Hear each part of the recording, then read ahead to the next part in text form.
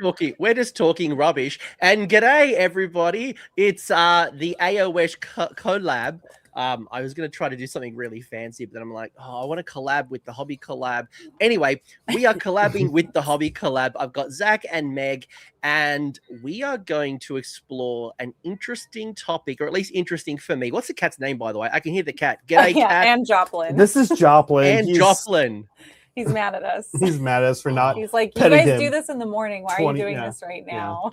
In here. Meow. This is my favorite hobby. Anyway, this is probably the tone, right? We are going to talk all things why we Warhammer, and super curious because the Hobby Collab, one, friend of the channel, love you guys, do incredible work. Two, you know, there's a lot to this, right? We hobby, we have a community, we have content creation, we've got like events, that there's so much behind the scenes. I have a bunch of questions for us to explore. It's completely off the cuff. I can see people in the chat. G'day, welcome. Hi, so chat. many people Hey, here. Chris. Chat. Oh, yeah, that guy. Hey, Apple. I've already been pre-warned, by the way, by Appleberry saying, I'm curious how this goes. Curious means like this is probably going to be a car wreck. It's terrible. And you know what? This is the time we start the shot. So cheers. Yay! Oh, yeah. Okay, cheers. What is ours anyway? Oh, geez, I just smashed it. THC is the Hobby Collab. So if you're not subscribed to them, go check them out. Link is down below. Much love, battle reports, content creation, all the stuff. You guys stream so much. I missed your stream, Meg. This For the folks who actually really, really upset about it. Well, it's like my sleep time. So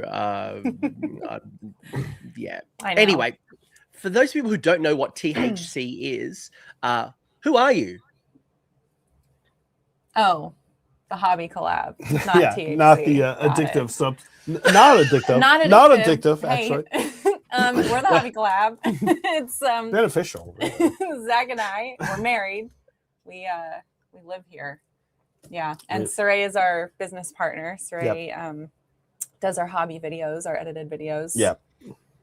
We have a crew of, in addition to me, Meg, and Saray, who are kind of the main business entities behind it. Not fun, I know, but we also have John, Graham, Brad. I'm going to forget people. You already did. Andrew, and then we have Drew, Steven, Brad. It's a big crew. Vino, it's Noah, Vino, yeah. one of our mods. Our mods. He's I in the mean, other our- part of the state, but Our he comes mods up. are like, I don't know. I consider Yeah. our mods part of the team. Mods are a Yeah. big part of the team for sure. Yeah. So it takes a village, so to speak. No kidding. And I'm one Yeah. man. I'm one You're man. one- and you're I don't know one how man, you yeah. do it. Well, so before we start, I did say something to the stream yesterday when I was in the chat. I said to Meg, I said, I'm going to start with a story and then we'll actually get into the real content. So Okay. I was telling my wife that we're going to record this weekend. She's like, oh, what are you recording? Because like she knows like battle reports and battle tomes. And I don't do battle reports, but I had your battle report on stream. I actually had your battle report on stream. Aw. And I said, I'm actually going to be doing a video with those guys, the Hobby Club. She goes, oh, I noticed your shirt because she's seen this shirt in the wash. And she's like, oh, that's really cool. And then she says, seeing Zach on screen, I think it was your Cities versus Zinch, I think it was. Like not battle report yesterday, the one prior. Oh, that one. Yep. Yeah. My wife's like, oh, Zach's shirt looks like old lady curtains. And I'm like, He gets that a lot. I get that a lot. But I'm like, I really like your shirts. I don't know. It's a good thing, I guess. I don't know. How's this one? This one's kind of Yeah. old very lady. 70s. Very it's very 70s. I feel like feels like I want to have some meatloaf and something. I don't know. You gotta rave. This is live. This is why we don't do this is live content. Somebody's donating over at our channel for some reason. Guys, donate to Coach. Yeah. Although this No. but All right. Rapid. We're just Thank gonna you. talk forever. We will never ever get to the content. this will of be an vlog. all-night stream. Yeah. I'm fine with that. Summer It is party. like 12. It's 12 o'clock in the afternoon on a Saturday for me. So I got 10 hours to That's stream. fair.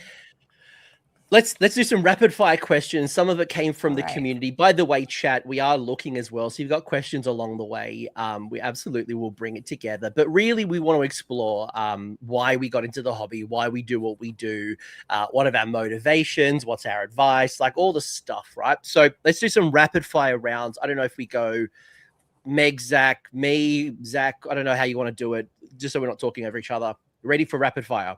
Yes, that's a good order. Yeah. Sure. First ever Warhammer model you painted?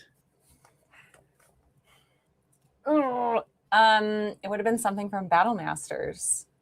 So I'll go with I'll just pick one randomly. The Chaos Knights. I'll say the Chaos Knights from Battle Masters. Masters, I was little. Yeah. This is not rapid fire. I'm sorry, I'm doing it wrong. I mean, I don't know either. My guess is it was a Hero Quest mini. I probably took a model from Hero Quest and painted it. Probably an orc or a goblin. I used to play those when I was a kid. Yeah. How good was the Bloodthirster in that box? The OG Bloodthirster. Oh, the guy holding his thing up. What about you? My very first model probably was the Grand Theogonist, but I'm pretty sure I would have helped my mate paint 4th edition Bretonia from the box versus Lizardman without priming. Oh yeah, a classic matchup. Knights of Yore versus Lizardmen from the jungle. Classic matchup. Nothing says Warhammer like a piece of cardboard with Leon Leonkara. Yes. What is the most cursed paint color in existence? White. It's white. Just in general? It's so hard to use. Orange for sure. Orange is way worse than white. Yeah, orange is a jerk. White. Yeah, you really? Okay. I say orange. It's hard to find a good white. You got to put the brown under the orange. It makes the world of difference. Plastic or super glue? What are we gluing? Yeah, it depends. Plastic. Yeah, we're snobs, man. We're That's like asking Pinot or Merlot, dude. What are we eating? You walked right into that one. Yeah, I'll take that. Here they are. Here they both are right here. Wow. Just ready to go. I did not know this question was right coming. there. Literally did not. What's in your I'll paint it later pile that you would want to share? Like, sorry, is this something we've started to paint, or is it something that's still sprue? It's in the pile. It's in the pile. It could be sprue, it could be non-sprue, whatever. You go. I don't know if it's on sprue. You've thought about this. You go first. People keep buying me Warhammer vouchers because I'm really hard to buy for. So I just go out and buy like all the gods. Yeah. So I've got like Alariel and Archaon and Nagash. And I had no interest in actually building these armies, but I feel like I should have these centerpieces. Yeah. Oh, mine is the Kronspine. I've been waiting to paint Kronspine. Like, I'm very excited to do something fun with my. I have fun building it. I know, and it's probably gonna like get legended before I ever get around to it. Honestly, for me, it's gotta be some terrain. It's the there's these all this like, and this is something not to jump the shark, but that I love about AOS. In 40K, you get all these ruins, and we get ruins too. But in AOS, you get ruins that are actually buildings being built. There's this kit, right? That where they have the lumber is stacked up, and it's the cities one. Yes, not cities. Sorry, it was like preluding cities. It's forever ago, right? I have that. I've been wanting to make a board for it for the channel. It's all assembled. I just haven't touched it yet. We've been busy, but I love that. I do love painting terrain. So that's got to be it for me. All right, actually, you've shamed me as well. I went out and bought a whole Chaos Dread Fort. Cost me like so much money. Yeah, for I a bet. display board for slaves that I started painting the trim. I'm like, yeah, nah, I'm done. And it's never going to leave the continent. You can come here. You can go to Europe. You're never taking that with you. It's way too big. Appleberry's asking, remind Zach what rapid means. Oh yeah. Okay. Fair. Sure, Appleberry. I How many deserve that. P's are in that name? All right. Too many. And the favorite one, the last one I might say is, because we'll be here till Christmas, is, well, I had a question. I had a good one. Oh, we'll just make random stuff up on the spot. Most painful hobby mistake you've ever made. Most painful hobby mistake. I mean, dropping shit on the fucking floor, because every time I do, I can't find it. It's horrible. I have built, I want to say 100% of the models that I have been given from GW to build, I've built wrong in some way. Not 100%. Yeah. And a couple of what? them I've been able to like detach and fix, but I have always made a mistake when building. How'd you go with the cog fort? I didn't touch that one, man. That was me. I was like, get me away from this. Inevitably, oh my God. Horus Heresy, Forge World, Storm Eagle. Is that the one that's a Storm Talon combined with like these kits? And Just run with it. I just started going, and I was like, I'm not doing this, and I stopped assembling it, and I put it in a bag. I offered it to everybody at the club. No one wanted it. It remains in the bag here. Wait, why don't we just throw it away? Saray said he wanted it, but Okay. then he never takes it. Throw it away. Yeah, very painful. That's on Forge World, not me though. Okay, that's fair. Yeah. I will say that I will Yeah, this is a- occasionally take super glue lids off with my mouth, and Oh, sometimes super glue will get into my lips and or beard. no, Oh, wow. like literally painful. Well, like you're hobbying, right? You get the glue out, and Yeah. like sometimes it gets yeah. crusty, and like and then like glue gets onto your mouth. So like that's probably like the most painful that I'll do. Okay, Not that's often, pretty good. but like it's this false sense of security where I'm like, yeah, I'm doing all right, and then I'll do some glue and I'm like, shit. Like, You're lucky you haven't chipped a tooth doing that. Getting glue in your mouth is I'm always lips. afraid that's going to happen when I do it. lips. it's just Yeah. you're trying to take a super glue off lid with just your lips. Is that even And not even your teeth. what's the point of that? It works. Be quiet, you. Be quiet. Final question on this random one is community question from Polychrome. Now I don't know Oh, what we this know even this guy. means. I don't know Jesus. what this even means. The question is, Okay. what's your favorite flavor of Slamsies? Real super brief. We do. I'm going to say coconut. I've never had one, but I'm She sure hasn't it's had coconut. one. This is stupid, Coach. This is classic Polychrome. He's an instigator. He's asleep right now. He's in the Wake up, Netherlands. Polly. We in here in the U.S. like to figure out new ways This is a to rapid get young thing. people drunk. I know. I'll be quick. It's just a little ball of alcohol that you buy from this grocery store for $4 or the convenience store, and there's no right answer to this. They're all terrible. The least good It's just answer is sugar. fruity cereal. You guys in Australia have Fruity Pebbles or like some kind of Fruit Loops? Yeah. yes. Also, that would be the same. Yeah. More Tastes not the like- same, but the flavor profile. Gross. Imagine taking that flavor of the milk and adding Oh, it's milky? it's milky, creamy, and adding liquor to it, Okay. and that's it. Okay. Yeah, I regret saying this question. So Absolutely. now you have to Don't- answer it. Polychrome, Well, you now see that name. I'll have to try it in August when I'm over there. Yes. We get some Okay. slamsies for sure, Yay. and I some buzz seriously balls, and some Well, buzz taste balls. We can test. get them all. Oh, I bought some yeah. buzz balls. I bought some Oh, buzz there you balls on the go. way Do the home same from. thing. I saw them in Dallas. So quickly when I was coming back from World Championships in Atlanta, we flew out via Dallas. I saw them in the duty free store. So I bought these bunch of random like spicy margaritas, like the little balls. Yeah, Yeah, Yeah. like it's that a slamsy is that that. with a different. right. Yeah, that's it. Just a different sticker. I feel like I need a few more slamsies to get through this. That is a random ass question. So how on earth did we get here? I think that's probably a good like origin story. Like maybe it's a villain story or a hero story, or just like how on earth did we get into this hobby and we do what we're doing? How did we go in and create these communities and channels and put in all this effort, all the stuff that we do? Why on earth? So maybe the first question I'll ask is, what was your first memory of Warhammer miniatures or tabletop in general? Doesn't have to necessarily be Warhammer. I've heard Warhammer Quest a few times. What's your first memory of Warhammer? Well, Oh, we're way older than Warhammer Quest. Oh, mine is Battle Masters. I don't know if you're familiar with it, Anthony. Are you? Have you heard of Battle Masters? yeah, own was it? like no, I don't actually. Okay. But I remember seeing like a lot I of should the take it down. I'll troops. play it.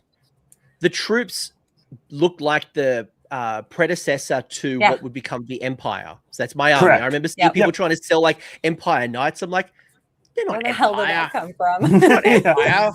Is that a decal or a sticker? Yeah, That's actually a sticker. just a sticker, That's a yeah. sticker sheet. Yeah. Yeah, it was this mashup game with Milton Bradley that they did, and it's just Warhammer for babies. And my dad bought it because he thought it was cool. Mhm. This is like 92, so I would have been in second grade, and he cleared the table and he's like, "Okay, girls," and me and my sister and him like painted, nerd shit. It was so fun. I loved it. Yeah.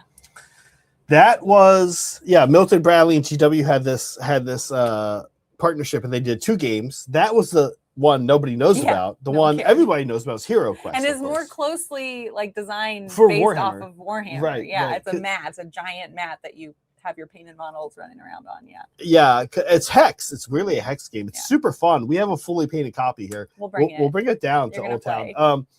Tom was gonna play too. But yeah, it's actually a So lot is of fun. Matt But for me, for sure, is Hero Quest. Right, I'm 1982 born, so I was hitting that 90s right when that was coming out. Hero Quest for sure, and then pivoted into fantasy, loosely, but Hero Quest for sure. Yeah. Yeah. Which I'm sure GW loves to hear that worked. Yeah. What I about you? bet. What was your first? Yeah. I've got a bit of a soup. It all kind of happened at the same time, and I was just grabbing it actually from the shelf because this is my original copy of Warhammer Shadow of the Horned Rat. Oh yeah, Oh yeah, my yeah. God. So like it's the original CD created by GW. It was this Warhammer Quest, to your point, always play the barb, get the extra attack dice, and yeah, 4th edition fantasy battle. So I'd actually moved away from my parents had been divorced. They went through like a really lengthy court battle. And when we moved, I actually moved up to like a rural New South Wales town in Australia. And I found these new friends and they were the nerds. Like I was really sporty at my previous school, then went and hang out with the nerds. And these super like D&D, Warhammer, video games. Like that's where I found Blood Bowl and got given a 2nd edition Skaven army for mowing somebody's lawn as a payment. I'm like, yeah, cool. Oh my God, That's cute. great. Oh, that's awesome. So cute. It's just random super things happen around the same time. That was kind of my little introduction to it. But then, like, as I think more, like, was there a specific model, army, White Dwarf article, like what you got you actually playing from? No, it wasn't Brisbane. Actually, close to Brisbane, a couple of hours south of Brisbane, but very close. But what was one of the models or articles or things that, whether it's a store or a person, what got you actually to go from this is a cool casual game of Battle Masters or Warhammer or Hero Quest to actually taking this half serious and building armies, painting, doing stuff? Do you want to go first, or should I go first? I think the first force I finished as a young high schooler, I'm going to say 9th grade, 8th grade, was Necromunda group. Who are the girls? Eshin, not Eshan. Yeah. Yeah, right. Yeah, not because there's Skaven. Yeah. Whichever one it is. I picked last. Everyone picked without me, and we were all boys, and none of them wanted to be the girls. So I was like, I'll be the girls. Who gives a shit? So I picked the girls. I painted them. But what I really liked about Necromunda, do you guys remember those like bulkheads that used to like 10 years ago were going for like $1 million on eBay? Still got them. I've still got them. I had a ton of them as a kid. I think they're still in my parents' attic. And I was like, oh, I could take cereal boxes, Fruit Loops, for example, and I can glue these together and put craft paint on them and do a little dry brushing. And I just got into build terrain. I was like, oh, wow, I could build like little cities with this. And so I'm going to name those Necromunda bulkheads. That's like what really got me into like realizing like, this is really cool. I can make little worlds and like, that's so cute. Little play sets. Yeah, little play sets out of Yeah. cardboard. Yeah. I mean, Battle Masters was short-lived. I moved on. My dad kind of got over it pretty quick, but he would buy me model kit. He was into painting model cars, so he'd buy me model kits, and I liked painting monsters and animals and stuff. Then I wanted to get laid, so I stopped doing that. That's standard. standard. Yeah. So I got laid for a while. Then I met Zach. We got married and I wanted to get laid again. And I said, hey, that model looks really cool. We were walking in a mall and passing a Warhammer store. And I was like, that's super cool. What is that? And it was a Trigon Prime. It was when the Trigon Prime had just come out. And he was like, let me tell you. I actually happen to know what's going on here. and yeah, and it wasn't like, me. I love this. Yeah. We went back in. They were doing a Warpstone challenge that weekend because it was the weekend it came out. And so I bought it, did it, and ran. I won the Warpstone challenge, and I was pretty hooked after that. But I really like the painting. It took me a lot longer to get into the game. Another cycle of wanting to get laid, and then that was I like decided 5th ed 40K. She picked up a Tyranid army. I picked up a Tau army. We started playing. Yeah. This was 2008. It was a lot of fun. Yeah. We were painting a lot. Yeah. That's really cute. And I think I've got more questions now than answers from like, how do we find a partner who wants to get into Warhammer and get laid? I feel like it's the opposite of what happens in most cases. I've also got a lot of battle scars from the Carnifex, but from the 2nd edition one, the metal one, where it had like and like at that point, like as a kid, I'd help my friend and we didn't know what pinning was like as a 15-year-old. Like pinning was not a thing. And like just using industrial amounts of cheap super glue to try to keep this Carnifex up. By the way, you also didn't have like hobby cases as well, the transport. So you put him in like a little box with packing peanuts and things like that. And we don't do that anymore. Breaks. Oh man, yeah. Metal Tyranid. You had your first Tyranid or Hive Tyrant was metal, and he fell apart all the time. Biovore. Was it the Biovore? Yeah, the Biovore. But that Hive Tyrant was always falling apart. Yeah, same. Yeah. That's probably second edition. Gargoyles. Yeah, gargoyles. Yeah. Aw, so long ago. So we're so old. Yeah. And funnily enough, I still have like this is my very first model that I painted. My God! I just slipped. The Grand Theogonus Volkmar the Grim. There was something about the Empire, even though I love the guy, I just love this insane warrior priest of the cult of Sigmar that kind of led me into the Empire and, you know, playing Mordheim with the Sisters of Sigmar. Zach, I was a Van Sar guy because they all look like a wrestler from the 90s called Steve Blackman, like the Lethal Weapon. So I've still got my original Van Sar gang here as well. There's just a lot of cool stuff that was kind of happening in the 90s. And even like you open the White Dwarfs up and it actively encouraged you to convert and kit bash and just do random crazy stuff that make your own terrain. They had a terrain book. They had a book that was like scratch build your own terrain. Yeah. How to make Warhammer terrain. I think I might still have it. It's such a good piece. Toilet paper rolls and Pringle rolls and you know, all the stuff. Yeah. Was there a major narrative or storytelling element to your hobby, and where does it begin for you? Oh man, this was from Cellophase, wasn't it?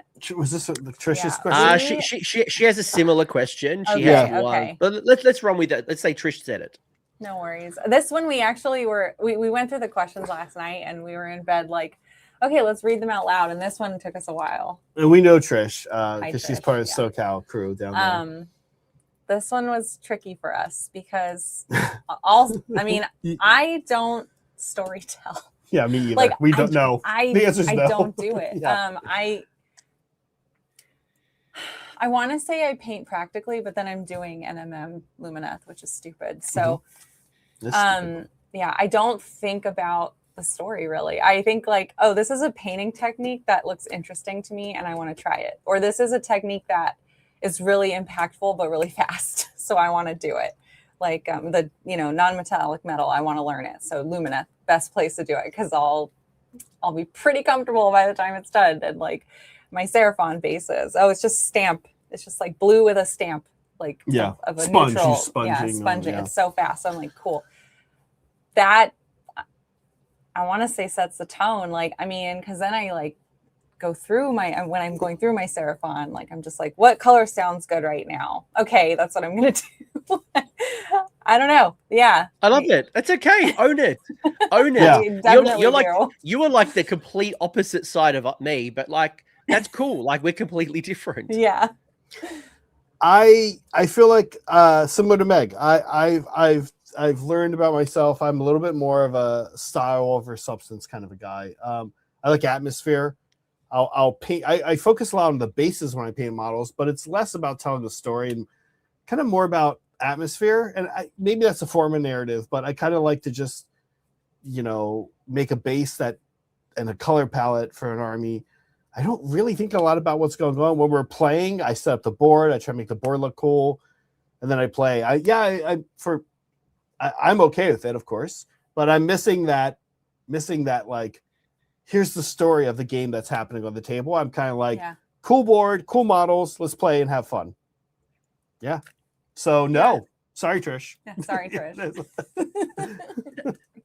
For me, it's actually in the conversion and the paint. So like, I don't think you guys are off very far. It's more just like, for me, like I love to convert, and it like my cog fort's going to cost me $1 million, and by the time I've gotten it on the table, it's going to be nerfed to oblivion. But for me, like, it's that conversion. Like, where is it? Like, what am I trying to do, and how do I bring that story to life? I might not tell a story per se when we're playing. I mean, there'll be some fun little stories that come up, but like, I've found a real passion for conversion and kit bashing these days. I basically don't do any projects now without kit bashing or doing some type of craziness. And I think 3D printing has helped as well, even. Sure. I have this showpiece that I'm supposed to be working on. Well, we've had, I don't know if you noticed, but we had 7 releases in 5 months. Oh, yeah. Kidding. Can we talk about that? We'll get to it. No. Hadn't noticed. Like, because I looked at my channel for the last six or so months, and like, man, I've done like no content out of Battletome previews. I did a discussion in the start of January. I've done these meta shows, but the Battletomes just take so much time behind the scenes, and you guys know this as well. Yeah. Like, man, and that's partially why I wanted to do this chat. I'm like, let's just Battletomes away. Let's just talk. Please. Yeah. And so I have this piece that I want to work on, and it is so hard for me to, I'm like you said, we're opposites. I am like, I don't know what to do, because I have to come up with this piece, with the composition, and like, what is the story? It needs to have a story, because that's the nature of the competition, right? Like, how are you telling the story through your hobbying? And man, it is so hard for me to like get through it. I need to like get through all these armies so I can sit and focus on it for like however long it takes, right? But I'm just not one of these people who can come up with stuff. I need the parameters of a model to paint. Yeah. Anyway, but I was thinking of saying something controversial. I might do hold it. You want it? Right. All right. You know how there's those It's your rumors? show. Yeah, I know. You know how there was those rumors, and probably maybe real. We don't know yet, about like the last world, about the Age of Sigmar being blown up and put onto one big map, and the world's going to end.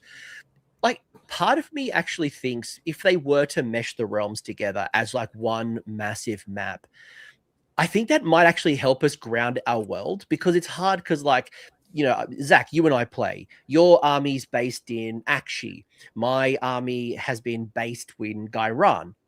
Well, how the F did we get there? Like, did we just get into a realm gate and teleport and like magically find ourselves into battle? But one of the things for me in the old world that I still am drawn to this day is the map. And I've said this many times, where I know where the Empire is and my city of Altdorf. I know what is in the north and the south and the east and the west. I know there's particular moments that have happened in history. I know that if I was to go fight a dwarves, I know what might be happening and why. In Age of Sigmar, that's a little harder to tell, because we haven't, like, I think part of the map and the storytelling and that hasn't really played to our strength. So should the last world happen, I'm not so scared. I actually think it could be a benefit from like a narrative perspective. I mean, I feel the same. And they've helped out a little bit with like Scourge of Gairan. In our streams, we start with a little terrain buffer, and up until literally this weekend, when I finally was like, all right, I'm tired of being in Gairan. We're going to be in Haish, because I made a Haish board and we haven't used it on stream yet. That's helped. Like, to answer your question earlier, we're fighting in Gairan. Everyone's fighting in Gairan, but why? Why is Zinch and Nighthaunt and Lumineth? Why is everyone in Guyran, right? Like, I don't know. Not? Why not? That's a valid answer, honestly, I guess, right? What? All right. Last question on the origin story, and then we'll move into like what keeps us coming back, because we got a taster. We play. To Meg's point, she got laid. Some of us, like Zach and I, are still waiting. Wait, what? We've got all these. Oh. My point. Well, this is not a anyway. I gotta rewind for a second. What made you stay in the hobby? Like, what actually get you coming back, spending the money? Getting laid. Why'd I stay in the hobby? That's a good question. Well, I went away from it for a while because I really hated playing Warhammer 40K. Like, I liked the painting, but the playing was, it was very hard for me. But Zach started streaming and I wanted to watch because I love him. And I was like, oh, all these people in chat are so cool. Like, they're so funny. And like, I was having a really good time. And I was like, I'm going to learn how to like this goddamn game. I'm going to do it. Like, I was like, by force of will. I was like, I want these people to be my friends, damn it. And then he started playing Sigmar. And that was just like, sold me, because I like the armies better. I mean, I liked the Tyranids, but not enough to make me play that. The models were more appealing. I liked the Age of Sigmar models. Fantasy. And it just felt sillier. So anyways, it clicked, and now I have all you guys. Like, now I do hang out with you guys all the time.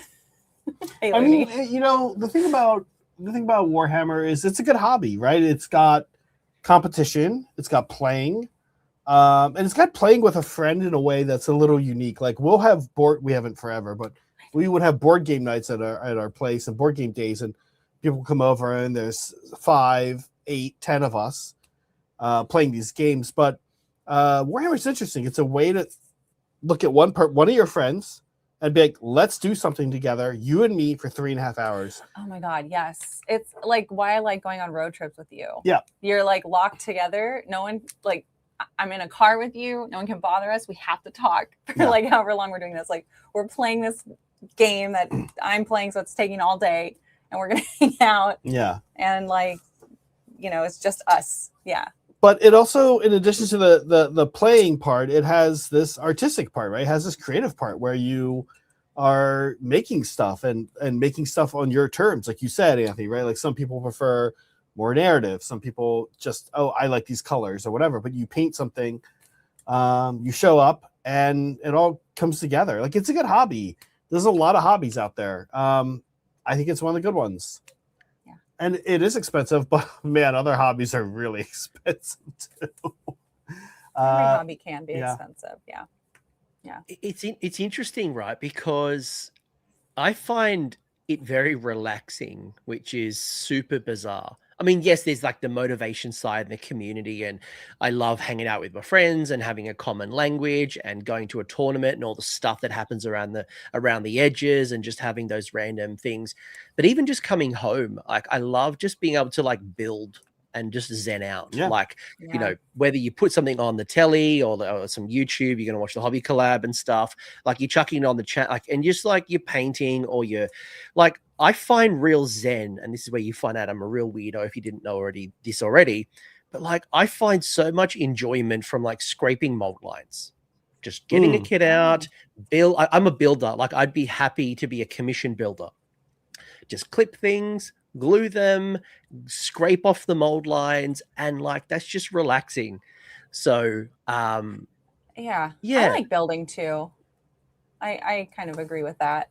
Sometimes I do. Like, I really, because I there's some kits I want nothing to do with it. Like the new blood hags, for example. There's a lady with like 2 hands. I swear to God, it took me 10 years to get. Yay! She's right. She's right here. Here she is. Yeah. She's right here. Yeah. It took me. No. She's lovely. I love that one. No, there's one where she's got like 2 sword, like a sword with 2 hands above her head. It took me forever to get those. Nice flex. Yeah. Look at me. I've got my flight hag all sorted. No, but God, it does. they must No, be a but hobby channel. they do kind of suck. Yeah. Yeah.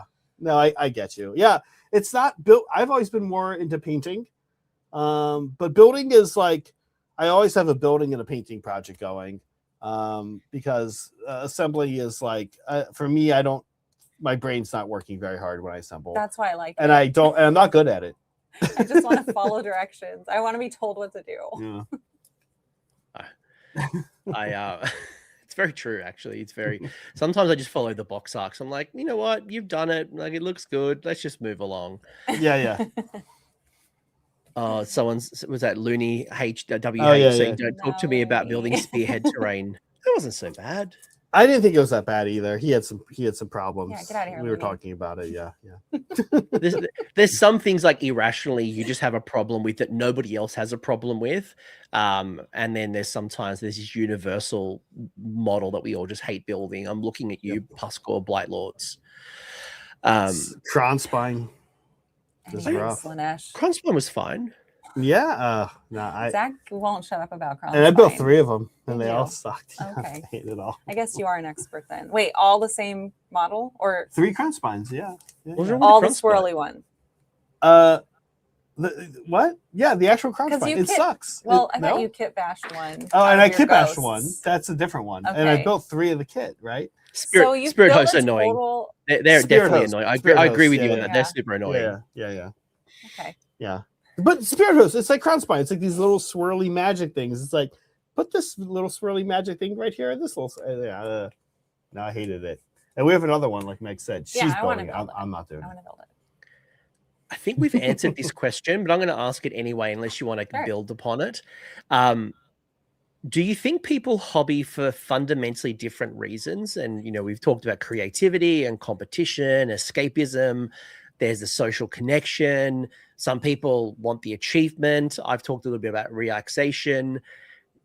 What's your experience from the community and your perspective on that one? Oh, me. Yeah, what do you think? I mean, yeah. Everyone has everyone has different reasons for liking to do it and different parts of it that they like to bring them different. I don't know. I feel like I like it for different reasons at different times. I imagine that a lot of people go through that too. Like when I'm tired, I want to put something together.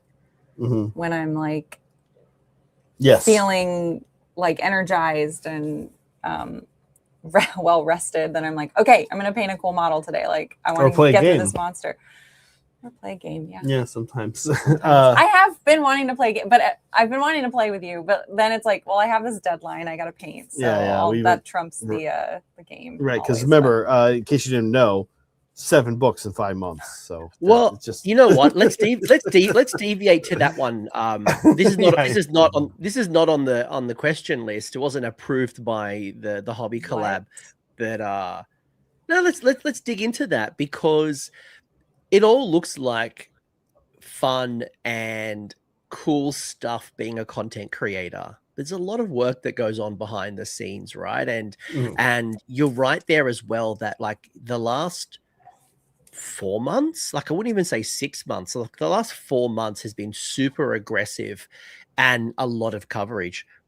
Lift the veil for a second. What's that actually look like for you guys as a channel? Let's actually show the people what it's actually like behind the scenes. Where should we start? I'm like, let's get a case study. Is Maggotkin the right one? Maggotkin was very unique for us. That one came out right before Christmas break, right? No, right. January 3rd. Oh, came out. Right. I'm sorry. We received everything over Christmas break. Everyone's gone.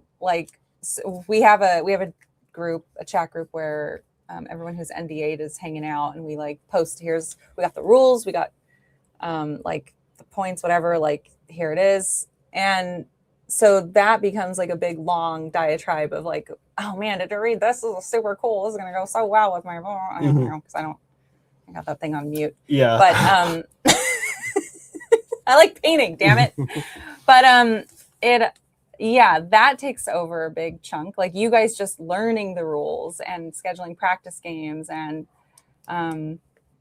well, like digging through. Practice games is a good. Maggotkin was totally screwed up the way they did it because everyone was gone. It was Christmas break. We couldn't practice. Yeah, so and it was really what we think here at this. And Anthony, I'd be curious what you say, but we felt that was first step right out of the gate, 2026, in a whole new bracket of books. Yeah, that the power level had clearly escalated since Hashut.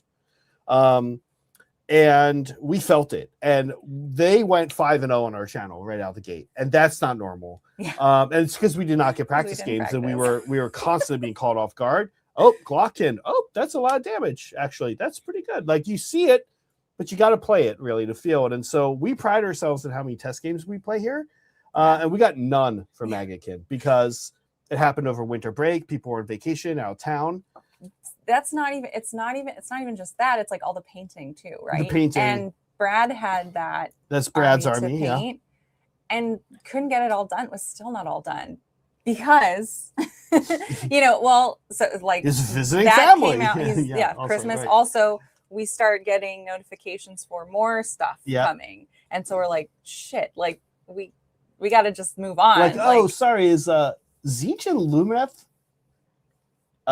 release day the same day as OBR NDA lift day? Because that's kind of fucked up. Was crazy. And then so we still have unpainted models there, and like the other thing that we want to do, like what we hope to accomplish, are videos, right? Like we want to put out painting videos, and we want to put out now battle reports, edited battle reports. We'll get there, yeah. And so right. It's not normal to have this many at once, but I hear there was a really good one with an amazing narration. Yes. Oh yeah. You're the first one. Yeah. Yeah. Well, so that's a lot of work, right? Matt Rose or whoever did this to all of us, whoever did this to the three it's not of us, Matt. It's It's marketing team. We always blame Matt. It's always Matt. When Matt chose to do this to us, he did not know. He did not know that we also picked. I hope he watches this. We also picked then to start doing pre-record battle reports, Anthony, as you know, because you did the narration for our first one. We also picked then to finish our final Sigmar army that we did not have ever in the channel, and we don't own, and we don't have nearby with somebody we can ask for, which is Hedonites, which is a crazy hard army to paint. So the past 5 months have been insane. We knew they were going to be insane just from Saray and Meg focusing on Hedonites. This is a good question. Sorry, when you're done. And us trying to do new pre-record battle reports once a month. But adding into this, again, I don't know if we have said the exact numbers, 7 books in 5 months. It's been insane. As I'm sure it's been for you, right? Like it's been... They asked, Appleberry asked, how much time did you get to paint? Do you paint just the minimum? Like how early do we get the models? It's been different every time. Oh, that's the other thing. It's been different every time. And sometimes we've gotten like 2 weeks, and sometimes cities we got a month, I think. Not really. Almost a month? It's a little longer for about cities. A month, yeah. But like, which army? There was some army we got super late. Daughters and Sylvaneth were pretty late. Fast turnaround. Yeah, that was hard. Yeah. Not a ton to paint, but enough that it was tough. Yeah. So it just depends on whatever Matt Rose decides. Whatever Matt Rose chooses to do to us. It's not Matt. It's just putting it out there. It's not Matt. But it's you, Matt. Yeah, but Matt, if you're watching, to listen. Stop it. No, well, I'm trying to protect you guys from like not breaching some of your NDA stuff as well. A couple of questions. No, like we always make fun of Matt on the channel. No, more like there's a couple of questions that are like, oh, can't really quite say that. But to say, like, long story short, we don't get as much time as you think we do. No, we don't. Often we don't receive models. We don't always get all of the models, but sometimes we don't get them as much as they deserve. And there was a question that came up, I think it was from Appleberry, saying, how do you feel about playing playing with unpainted models. And I know that like I've watched other He knows channels what as he's well. asking. Yeah, like we can play with them, but like the internet rages so hard. I've seen it happen to like Season of War Jordan. I've seen it happen on other channels where people want painted models, but then they also get upset that like you got the rules wrong. You're like, well, calm your farm. First and foremost, I haven't had this army for that long. Second of all, the production cycle to get to this point, there's editing and there's like practice and all this stuff that happens. Yep. And like, yeah, we learn kind of along the way. And like for everyone who's really kind in the chat, like we love you guys. But like, do you want me to sit down with the battle tome and like pause every 5 seconds, the triple checker rule? And sometimes for like the sake of entertainment, you've just got to let it run. Sometimes we're doing it unintentionally and just work with us. Like, thank you for like your commentary. But like, sometimes I see the silly mistakes where people just go crazy in the chat. Yeah, I think we've been pretty lucky. Like we don't, pretty lucky. We worked very hard to cultivate this great community, and we love you guys. And everyone's always very sweet to us during the game. And we'll frequently like ask them like, hey, do you guys know, like not for the new stuff so much, did you guys check the leaked rules? Can you tell us? Sometimes we'll get a comment in the like after the video. If it's like constructive, we leave it because it's fair. If it's just mean and nasty, we remove it. But overall it hasn't been too bad. So yeah, I haven't felt too. I mean, counterpoint. All right. Counterpoint. I lied. I'll be honest. Hey, we Mike. really try on day one with a new book to have as much of the new stuff as we can, fully 100% painted. And we really try to, and are largely, I'm going to say, very successful in not having any of the rules wrong. Saray and I in particular are crazy psycho perfectionists and not interested in that. Yeah, no, counterpoint. Yeah, nope. You got to have the rules right. You got to have everything fully painted. I mean, you get 2 weeks. But it's going to happen. Yeah, like you get 4 weeks, like, whatever. It's going to happen. Mistakes are going to happen. Like it will happen. And everyone's been pretty mistakes gracious. happen, of course. But I have felt like we've been afforded grace, or we just have nice people that watch us, which and is very cool. In my mind, there's probably a push and pull there where they know that's what we do.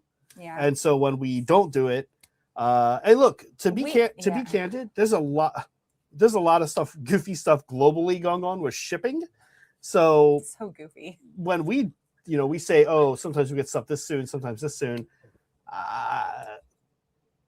Also, we don't know. Like we're kind of at the end of the world. I know what you're talking about. What everything issues? shows up in Australia totally fine, I'm sure. We also have we also have the luxury of having a really big team. Like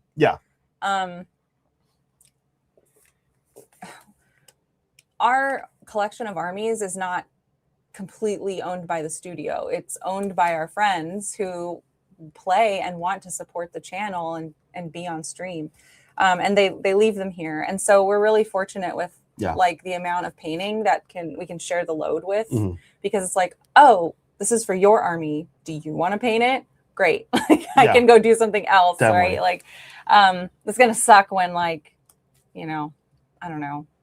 Well, we haven't really had one person get hit too. I got daughters followed up by cities. You got hit hard because Saray and I were booked.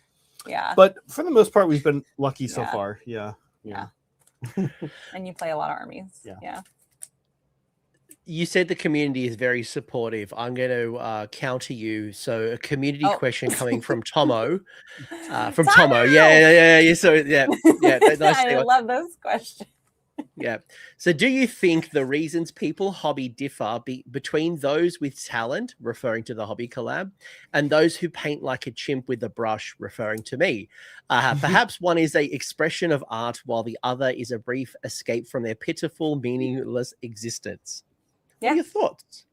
He's right. He's probably right. Yeah. Talk about himself, really. Yeah. Next question. Somebody mentioned earlier, I think it was Appleberry, like I am here for the community first before the hobby, and I'm not gonna lie, like that's kind of where I am too. Like when I was starting off Tyranids and I was sitting there painting a goddamn Termagant, and you were like, okay, you got to do like 40 more or 39 more or whatever it was. I was like, oh, I'm not doing this. Like, this is 39 horrible. sounds Like, low, if I'm well, honest. whatever it was. I just picked a number. And You didn't play rank and flank of Warhammer where like I had Empire Spearmen or I going up couldn't have. to 60 to 60. It kills me. Yeah. It kills me. And when I started jumping into virtual hangouts, this is during the start of COVID, right? The tail end of COVID was when I really started leaning into it. And like people were joining in and talking to me, and I was like, oh, I could do this all day. And that's what I did. Like, it's really the community first. Yeah, I think the thing is that what's interesting is finding friends. People want a reason to coalesce around something. And the thing is, like, let's say we have this great community. We know a ton of people. You know your people, Anthony. We know you. All these different communities, especially for AOS, which feels like a really lovely, tight-knit community, honestly, for a game. And we love that about it. But if AOS suddenly ended, it'd be really hard for all of us to get together and be like, hey, you know what? Let's instead get into dirt bikes. A bunch of people would be like, no, I don't want to do dirt bikes. I'm gonna do bird watching. Like, we'd fall apart, right? It glues it together, right? It's why we're here in the first place, right? You just segued into the last question of this chapter, which was what happens if Warhammer disappears. I love that. It's like you absolutely love that. Yeah, like what I think to your point, it is community, right? Like like, you know, plastic war dollies will still be around. There'll be other things, but you're right. Like, being a part of the Warhammer community, especially, I don't know when you guys really first started, but like I was here when the end times happened. We moved into Age of Sigma, or Age of Shitmar, if you want to talk about the Ninth Age and all the people who were upset about going from rank and flank, and we all kind of banded together as a community. And, you know, it's probably paid a lot of dividends, and why we're probably so tight-knit and really generally supportive where others might be not as supportive, if I choose my words correctly.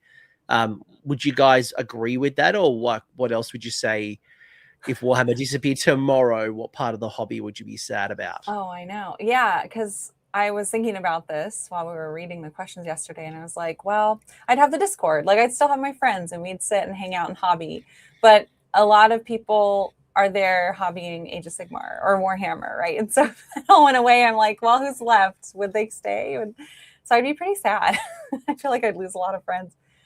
But I mean, yeah, I would keep the Discord. Yeah, I mean, that's the clear, obvious answer, right? It's the people. No, you lost your Discord. No, it's just like it's gone. I have nothing. Discord closes. Like, you got nothing. I mean, then that's what we miss the most. I mean, we miss that. My friends, yeah. Because I love Age of Sigmar, but again, I'll bird watch. I'll cook. Oh, so this was about you. No, I'm saying, like, as far as like the actual hobby replacement, like you guys are saying, right? Like, I'll find a new hobby. I'll find a new way to occupy my time. I'll hang out with you. Maybe I'll get laid again. What is happening with this? What is this bit you're doing here? It's a bit. I don't, you guys. I don't know, but I'm missing out. Clearly, like, there's something going on here that I'm missing out on. Segueing from being lame. Segue aggressively. Just make it fit. Make it fit. That's what you said. We're also being told you'll miss the memes. Yeah, we do enjoy the memes. There's some pretty good Warhammer. Yeah. There's some pretty good Warhammer memes. Especially from Madman. What's that? Especially from Madman. Modicum. Well, yeah, and he's actually Australian. Yeah. Good day, mate. Modicum. Yeah, he's Australian. So he knows you. Because Does you guys all kind we all know each other. Like, you're all friends, right? Of course. We all go and we all lost in the Emu Wars together. We have lineages that goes back, decades. We all lost the war against the emus. I've heard that only Perth is weird. I heard. But one time. Actually, never mind. This story makes no sense. All right. I'm not telling it. Let's move on. All right. Let's segue. Before we segue, I'll let Steve jump in. When does the next rumor engine for bird watching drop? We're under NDA, Steve. Yeah, we're under NDA for bird watching. Yeah, we can't tell you about the OP birds that are about to hit your skies and your trees. So what was your first army? Well, sorry, not what was your first army? What was the first army that you truly connected with, and why? Mine's the Empire. I've Okay. to this day, it's been the Really? Empire from 4th edition. I carried it through when we very first went into the Age of Sigmar. I pushed shit uphill, even when like all these cool battle tomes came out and I had the free cities. And to this day, even my cities of Sigmar are all converted using parts from the Empire, to a point where like Cool. my cog fort is using parts from the fortified manor. Oh, fun. I've got so many Empire conversions, it's not funny. So for me, Empire. Mustaches and pantaloons. Well, okay, but cod pieces and okay, feathers. I have a question. I have a question for you. I want you to elaborate because this. Sorry, whose channel is this? Well, hold on. It's gonna help me. It's gonna help me answer my side of the question. What do you mean by truly connected with? Like, and I guess I'm asking this because I've played a number of different armies. I started in 40K. I played a little heresy. I went to AOS. Do you mean like the army, or if you like? Yeah, like what exactly? I think you're coming to your own conclusion here. Like, okay. What army do you really okay, so the 3 armies that I play with a lot in Age of Sigmar is, in no particular order, daughters, gits, and sons. So the 3 armies that I'm most known for. I have played Death, which I didn't really connect with.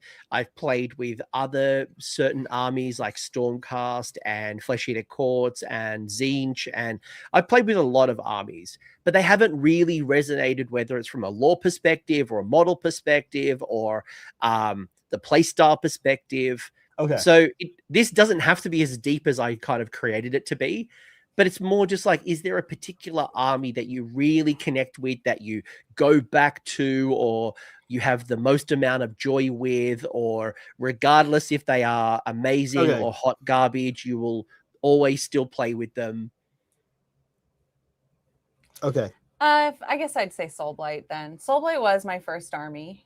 Oh no. Yeah, Soulblight. My first Age of Sigmar army. And I chose it because it was like the least boring looking army to me. It had lots of animals in it, or animalish type things, and not a lot of armor. I hate painting armor. And I don't think I quite got it. Like, I still don't know if I get it all that well. But I took a break from it. I did Seraphon. I actually really loved Seraphon. You love dinosaurs. I know the models. Well, the reason why I didn't do Seraphon at the time was because Zach was like, "Those are getting ready for a refresh. You should buy those." And then we're still waiting. So we're still waiting. Well, this was before Croxagores. Yeah, like all that stuff. Yeah. By the way, I want to interrupt for a second. The Stegodon, I remember getting into Seraphon, buying the Stegodon, seeing how small it is, and it just makes me sad. I'm like, this little Steggy, like compared to so much in Age of Sigmar, I'm like, I need a new Steggy. I need a new, like, Bastiladon is kind of okay, but the Steggy is just so small. Like a Steelhelm could get up on a Stegodon like without stirrups. He could just like hop right up on that. It's like a skateboard. Like you just jump on. Sorry, I just wanted to call that out because I want a new Carnosaur, I want a new Steggy, I want an Engine of the Gods. Like, give me some dinos. And those are the things I don't have yet. Well, you're Carnosaurs. You're 3 of them. The Carnosaurs, yeah, but those are fucking cool. But I went back to Soulblight after a break, and I was like, oh man, I actually really enjoyed it. Like, I love that I don't have to worry about dying. I hate having to worry about that. So that really speaks to me. Yeah, in 40K, I went through Tau and Asuryani. I liked both of them. I played Thousand Sons and Heresy. And then when I did Sigmar, I did some Beast Claw Raiders and Daughters. Daughters felt pretty good. Like you, Anthony, I was like, oh, I like this. And I like their lore, but I don't feel a connection to their lore.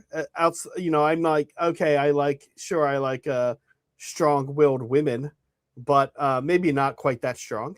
And or willed, or whatever the right word is. What? I'm watching Meg's face right now. then I think I did. But really, the army for me that I just love, and I still love playing. And when I don't play the channel, I can't always play what I want. We kind of do that, but we got to play the new stuff. But for me, for sure, it's Deepkin. Yeah, you love. I love the lore. I love the models. I love their. This is gonna sound like the biggest. Oh my god, this is gonna like the biggest effing like. Oh, here's a guy with a YouTube channel who goes on stream all the time. But I love their ability to just be forgotten. Like I love that they're just like, oh, you don't remember I exist, and nobody knows who we are, and we show up and we do our thing and we run away real fast. It's really cool. It's my play style. I love the hit and run. I love the movement. Movement's my favorite phase of the game.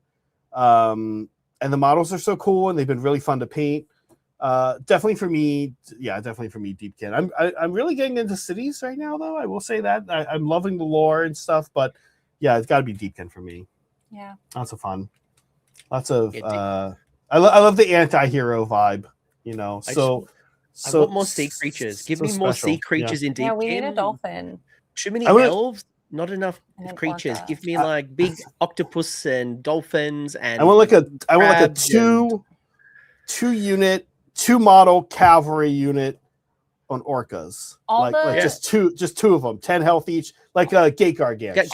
Cow ships that are named after sea creatures need to be actual sea creatures in Deepkin. Well, they kind of are, right? Well, there's no orca. There's no orca yet. Yeah. I want like a school of fish. Give me like a swarm of like school of fish. Yeah. I want to terrorize my opponent with a school of fish. Yeah. That would be a cool like kit bash for that manifestation wave, like instead of the wave. Yeah. Big Tragus, love it. Yeah. And much like White Rhino as well, that gets to me as the army I always go back to. Like I love the ridiculousness of Gits and but what party gets like really do you like, right? It's like 5 armies. Spiders. It is. No. I wish they would actually bring out new spiders or squat them. Like, just do something with them. Like, something. Either get rid of them aside. or actually like re-release them. Like, do one thing. Like, Matt. I hate this. Yeah, Matt. Yeah, Matt. I think I love I've painted 200 stabbers, so I surely do love like the goblin side and like fanatics, like that ridiculousness, and even just the little characters like the Gobblepalooza and Scragrot and all of that. But equally, like the Squigs are great, Trogs are great, and I just love the Gits and just the wackiness of what it reminds me a lot of what Warhammer really is. Like, yes, we've gone grim dark, and that trend has kind of continued. But when you go back in time, Warhammer was a goofy, fun game, and armies like Skaven and Gits retain that probably the best. Where back in the ye old day, fanatics used to be released from the back of a unit, and then they would kill your own unit before they got out and attacked the enemy I remember unit. This in fantasy, like that's the ridiculousness. Like I love when Skaven blow themselves up. Like that to me is Warhammer. That unpredictability as opposed to guarantees 2s and 2s and just like what's going to happen. No, the world is crazy. Why I love like primal dice when you used to roll the 3 dice and you love like there was absolute. But you know what I mean? Like that those elements of just ridiculousness is Warhammer. Yeah. Funnily enough, Hand actually, in the Gosh, I did love that. Sorry, go ahead. Choose a hand. Yeah. Hand is good. The Arcane the Black's old spell got me a few times, which made me sad. Where you remember we roll 9 dice, 6, 5, 4, 3, 2, 1, and then like a unit was destroyed. It's still that. That's still what it is. It's even. It's changed a little bit, but okay. It's Curse of Ages. Yeah, I love that shit. Yeah, it's fun. All that weird stuff like Slayer of Kings. You roll the 2 6s and like this thing's gone. But our boy actually Broken Chef. I always call him Chief. Like I don't know why. Like Chef, you are a chef. It's clear as day you are a chef, but for some reason, Chief, you are my chief of my heart. Right, you actually good dude, really good dude. Yeah. But he had asked actually in preparation for this, what is your hope out of painting an army? Because we know the Broken Chef, He's a big painter. Huge painter, right? And I think this is really interesting from a motivation perspective because getting it done. you put You know, because you put a lot of painting in there, right? Like you put a lot of time painting, whether it's you want just good comments from people. Are you just doing your own thing and you just want your personal taste? Are you actually aiming to win best painted? Or to your point, just getting it done so you don't get penalized at a tournament? Oh, You want to start? Go down like- checklist. I'll say yes or no. Go ahead. getting it done. Yeah. Slanesh is just No, for no. me Like, is- what do you get at? Why do you paint an army? What's your goal? Oh, it depends on the army, is what I'm saying. Oh, okay. Okay. For Slanesh, it's like, oh, I just need to get this done. I would like to move on. And to be fair, like that's not Slanesh's fault. I actually was. It's not Slanesh's fault. I'm sorry, Slanesh. I was very like interested in painting them. And the army is like the lore, the Hellraiser vibe. Like I love that stuff. But we're like, gotta get it done. Like we have too many other things happening. 7 and 5 months. And by the way, And- 7 and 5 months. By the way, real quick to interrupt, Megan and Saray, especially Megan, but maybe especially Saray, worst fucking two people to give an army to and be like, you gotta hurt me. Like the Saray's level pretty that these good. two I'm- paint, I'm they're not. not capable of painting poorly. Well, So they just, it's like, so this army is gonna be beautiful no, when no, it no, comes no. when it comes out. I told this story this morning on Journeys. Saray, I was like, I just got over being butthurt because so for Slanesh, we were gifted a bunch of model. Like I don't know if we paid a cent for that army. I really don't know. But some of them were pre-assembled and some of them were brand new. The ones that I put together, fine, look good, painted them, they're fine. The ones that were sent to me, I was like, cool, done, paint, I don't care, and give him to Saray to do his part. And he's like, gotta talk about your flare mag because there's a bunch of mold lines. And I was like, I don't care. I just want to get this done. Yeah, no, I definitely care about mold lines. It's one of the first things when people like post photos online. I want to be really I'm like, supportive. just show other ones. Nah, like I gotta bite my tongue. So I'm like, I can clearly see the Zach's mold, so mad. especially the old models. The Yeah. old models, they're really aggressive. Like Demonettes, for example, they have really aggressive Yeah. mold lines. Yeah. You've got to scrape that And off. that's why I was like, just I don't care. Yeah, no, but that was Slanesh, right? And it's because we're in a rush and because everyone's stressed out and trying to, and then of course I make Saray paint them over again because he's like, no, Meg. Lumineth, my motivation was learning a new skill, NMM. I want to win best painted with that army. And I'm like, that matters to me because the painting is like my big motivator. But that is still in the works. Seraphon motivation. Yeah, painting. It's painting. Like, but what are you trying to get? Like, do you want? I'm trying to get awards. Like, I want to get recognition. I'm surface sorry, level but I stuff. get off on With all- compliments. yeah, compliments. It's very easy. Compliments. Tell people. This is People all I tell me how have. awesome I am, how cool I am, how the army I painted and how I painted it actually makes me a better person in all kinds of ways. Not just better than everyone Than they my know, wife. but better than them. I want to be considered the best person in a room because of how well I did. So I also need awards. As many awards as I can get is good. If you're like, do I do it for myself? Nope, don't give a fuck about doing it for myself. I do it just to get compliments, awards, and that's it. And money, if it can somehow give me money, that's good. Money, awards, money. compliments. I like yeah. money. how much money have you made from painting at this point? Well, Oh. theoretically, the channel. I've made money from painting. So she has. She's sold I've two sold things. Pro two painted. pieces to Verkos Pro-painted. Vault Virkus Vault. in Las actually, Vegas. It's Two a miniature museum in Las Finally, Vegas. the real Zach comes out. We understand what he's trying to do. He is the Thanos of Warhammer, collecting everything. But more importantly, what neither of you had said was you paint to get laid. So kudos to you for holding that much. You held it back. Well done. Yeah, I appreciate you guys. Yeah, we did good. I appreciate you guys. He's never gonna have us back. and for me, like I strive for battle ready plus. Like I don't want to be golden demon. I don't want to be bare basic. Yeah. But for me, it's a lot about conversions, right? I want people to go, that's cool army. That is, I really like what you've done. I like your conversion. So for me, it's more about the conversion rather than the painting. Thanks, Jupiter. But I want battle ready plus. Yeah, I agree with that actually. Yeah. that's In right. all seriousness. I mean, Except that's for the mold lines, Slanesh, they hang out in the back. no, and you can't, right, Coach? Like you can't They're not on the list. if you like how. Okay, think about Sigmar. Yes. We've been to a lot of events. You and I. You think about Sigmar all the time. I know. How many like really golden demon level I mean it doesn't exist. You can't. You really Martin can't. Orlando, but yes, it's very hard. It's very hard. Honestly, I'll tell you somebody I admire, but I don't even remember his name exactly. Who won? Real admiration there. Real admiration. Well, because he's French. Who won? Because Worlds? he's French, I can't remember his Who's name. the Hedonites guy we watched win Worlds? Jean-Baptiste. Jean-Baptiste, yeah. I thought that was his name, but I didn't want to say that because it sounds very stereotypically French, and I didn't want to be. It's his fault. Yeah. Really. It's his real name. It's okay. There's no. Okay, it's yeah. Jean-Baptiste painted that army. I asked him when you and I were doing that. I said, "Did you paint this?" He said, "Yeah." To be that good of a painter and win, that's to me, that's it. That guy is a legend. Like it's not just that he can paint, but he can play. And I think, and he's a cool guy, and he's a super. I was about to say the Holy Trinity is also a cool person, right? You got sports, you got painting, you got performance. Yeah. That's so funny. By the way, thank you to generally just Jupiter for the gift. Much appreciated. Everyone's loving you, by the way. They're just loving the real Zach is coming out.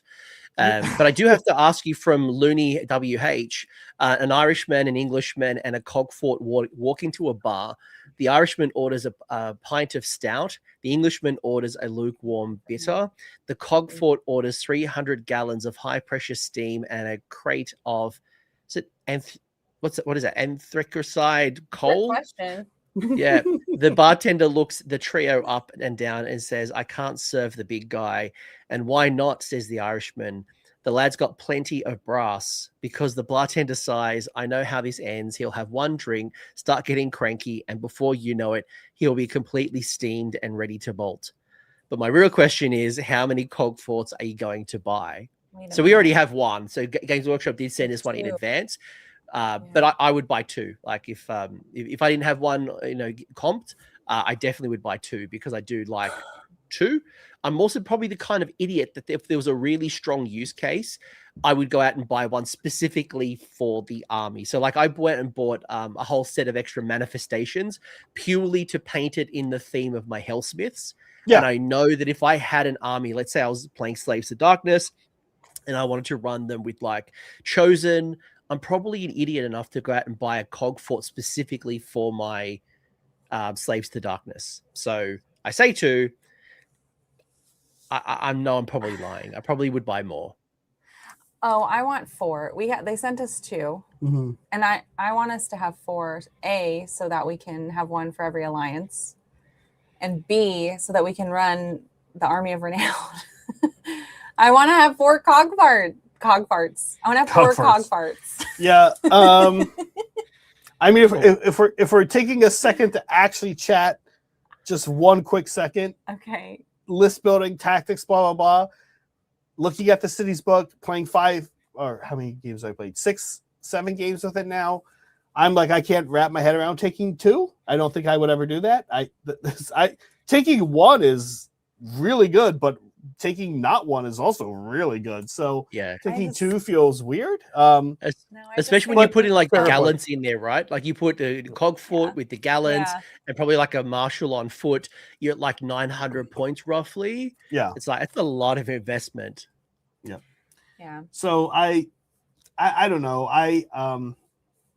They're fun. It's a great kit. Like Meg said, I think ultimately for the channel, we want one for each Grand Alliance. Yeah. Matt Rose, 2 more, please. Yeah. Thanks. Matt, send us 2. Bring them with you. And just bring them with you. Please. Put them in your suitcase and bring them with you. You know what? Please. You know what? Just go to the store, take it off the shelf, and go. "Sorry guys, I got I'm a hobby collab. I'm a hobby collab. I'm allowed to take this off the shelf. It's cool. It's all good, guys. Yeah. Just write it off. Just write it off. Put it on Mr. Rose's bill." So what are you painting right now? Slanesh. Hold it up. I have hold up 20 Bliss Barb archers. My archers. Yeah, a bunch of Bliss Barbs. Very nice. Anyways, it's hard to- I'm they're no wrapping good. up cities. I just today finished the last steps, and actually they'll be one of them will be on the table tomorrow. The Amethyst Death Mage and the Pyrocast. Anthony, now I have 10 Blood Hags. I got 10 more, so that's You need 10 just more. here. You definitely need 20. You definitely Just need so 20. 20, yeah. But like I said, we always have a lot of kind of stuff going on. What else are we doing? We got terrain all the time happening, and I mean, that's mostly it, actually. I'm now. in the middle of like 1,000 wardens and archers Lumineth, with yeah. Lumineth too that I need to get back to when I'm done with Slaanesh. Yeah, Take a break from Slaanesh to paint Lumineth. Anthony, fellow Daughters player. It's 10 Blood Hags, 10. I've never had melee stakes before, so 10 Blood Hags, 10 melee stakes, and some Batgirls. Is what Canary. Canary is on my painting table right now. Daughters. Yeah. So I've got a tournament in 2 weeks from today, and I've converted. So this is where I said to you guys about the cog fort and how dumb I am. So my original cauldron, I'm like, I'm going to convert a cauldron off the base of Glutos, and it looks beautiful, right? Sure. Yeah. Sure. That could work. Yeah. But then I found myself during the Scourge of Gyra needing a Bloodwrack shrine. So I'm like, okay, I need a second, which is what I've done. So now I have 2 cauldrons. But then I'm like, well, I need a third one now because I've got my Slaughter Queen on cauldron, my blood Medusae on a cauldron. So now I'm converting my third Hag Queen on cauldron. Yeah. Like, why do I do this to myself? I've got Yvraine, the Dark Elder girl with like the little kitty cat model. Oh yeah. Really long trail, and had the spare wings from Dexessa that I've kind of converted up because I've used Dexessa as my avatar of Cain that I can't technically summon because I'm not running the snake cauldron. Yeah. Long story short, this is why I know I'll buy lots of cog forts, because I'm just a hobby little slut that I am. But that's what's been currently painted. Like, I'm a hobby slut and I am a butterfly and I change my army every 5 seconds. But to be fair, triple cauldron, not totally crazy. Not totally crazy as a list idea to say. But I've been waiting 3 years for Marathi to be playable again, so I'm taking advantage of Marathi while I can. You can't do triple cauldron and Marathi, but one or the other is pretty good. You could. Oh, you could actually. Yeah, you'd have no That'd troops. Be about it. You might have 5 Canary, but you could. Send little Marathi to go collect objectives. Yeah. Question from the community, from Commander of the Cog Forts. How do you guys stay focused on the whole 2,000 point army or other large projects? I find myself swapping in to a new project faster than I can finish. And I think all 3 of us actually in really unique positions as well, because we do at times get products from Games Workshop where all of a sudden we get, like, we were painting our Slaanesh and all of a sudden there's a cog fort that hasn't been revealed yet. You're like, oh man. And then you go on this little rabbit hole. And then next thing you know, I don't know, Ogre More Tribes drops on our shelf and like, oh my God, now I want to do something with ogres, or not that we actually have ogres, but you get my point. Like, something else drops and then drops and drops and drops. Not have ogres. I wish we did. Damn, where's our ogres? Actually, I'm waiting for new sons, to be honest. I'm like, give me some sons. But how do you actually stay focused on this whole 2,000 point thing? Because I know that some people do struggle, and it's such a big jump from Spearhead to 2,000 points. And then your army gets nerfed, and then you need more points. You're like, oh. Well, it helps if you have a YouTube channel and then you start a Journeys show. It'll force you to get up and do it anyway, no matter what. Yeah. But let's say you didn't have a YouTube channel, but like, what's the lesson in Journeys here that maybe others perseverance? I don't know. And it sucks because I feel like people fall into majority 2 camps, right? Some people are just like, doesn't matter, you do it. Like, I get satisfaction out of getting it done and getting it across the finish line, and nothing's going to stop me, and that's very cool. And then you get people who are just like, I cannot. And I think I'm probably one of those people. I can't stand looking at these little guys anymore that I'm working on. It never ends. Yeah. But so when that happens, I'll usually like I switch around the way that I paint. Like I'll go between what is it like? Why can't I think of this? Batch painting, like where it's like I'm gonna paint all of the metallics. I'm gonna paint all of the kilt or skirts, and I'm gonna paint all whatever. I'll do that for a while, and then I'm like, okay, I'm tired of this. So then I take like 5 or 6, and I try to finish those. Like, so at least I have something done, and then I feel like, okay, now I can get back to like the other method of painting. And so switching up the way that I'm approaching painting helps keep it a little fresh, or keeping a side project that's like in some stage but isn't as important, just so I can like pull it out once in a while. The danger there is like, oh, I'm actually just going to keep working on this instead. So I don't do that a whole lot. Yeah. It's a great question. I thought about it a little bit last night. I won't take too long, I promise. But here's what I would say. Commander of the Cogforts, I don't know where you're at. Maybe you're in England. I've noticed everyone in England, no offense, Appleberry and any other Brits in here. Brits are super allergic to airbrushing. Airbrush, step 1. What an airbrush does is it takes a gray model and it turns the gray model into all the boring parts are done. Now you get in and you do the more interesting, maybe more hard, but more interesting parts. But like you're not actually just laying down dark purple on 40 blood hags. Like, don't do that, right? Get an airbrush. They're cheaper than you think. Don't make excuses about ventilation. It's very easy to do. There's air filters. There's windows. You can do it. There's extension cords. You can do it. So just do it. Okay, 1. And again, I promise, less expensive So was than I, you think. Appleberry, I was also genuinely concerned where this was going. Now, the only other thing I would say real fast about this is this. So, like, what I would ask Commander of the Cogforts is this. I would say, do you have 4, 5, or 6 projects going, and you're bouncing around between 4, 5, or 6 projects? Or do you have, I'm almost finished a project, or I'm halfway through a project, but I'm going to put it in my shelf and move on to a new project and not touch it ever again? Because if the first thing is what you're doing, 4, 5, or 6 projects you're bouncing around to, maybe that's okay. That's how you work. That's okay. The second thing is bad. So if it's the second thing you're doing, then try doing the first thing. Allow yourself to take on 6 projects. Give yourself a limit. I'm starting a project. Okay, I can start a new one. Cool, I don't like this one. Okay, and go up to 5, go up to 6. And then when you want to go to 7, be like, well, F me, I can't. I do really have to go back and touch one of these other ones now, right? Like, try that. Don't. Oh. Right, like don't just. I think that's bad advice. I think also like 6 projects might be bad advice. Well, 6 is a lot, but I'm 6. Like if that's where he's at, maybe it's okay. Just having things to rotate, but also sign up for something. Give yourself a deadline. That's what got like that. This works for everything. I used to run, and so I'd sign up for races, and then I had to do it, or else I'd look like a jackass. Yeah, an absolute jackass. Yeah. So yeah, sign up for a tournament or a painting competition, and then you have to do it. Humiliation. Well, subject yourself to potential. It's good advice. Like that deadline, like having a hard deadline, and it could be.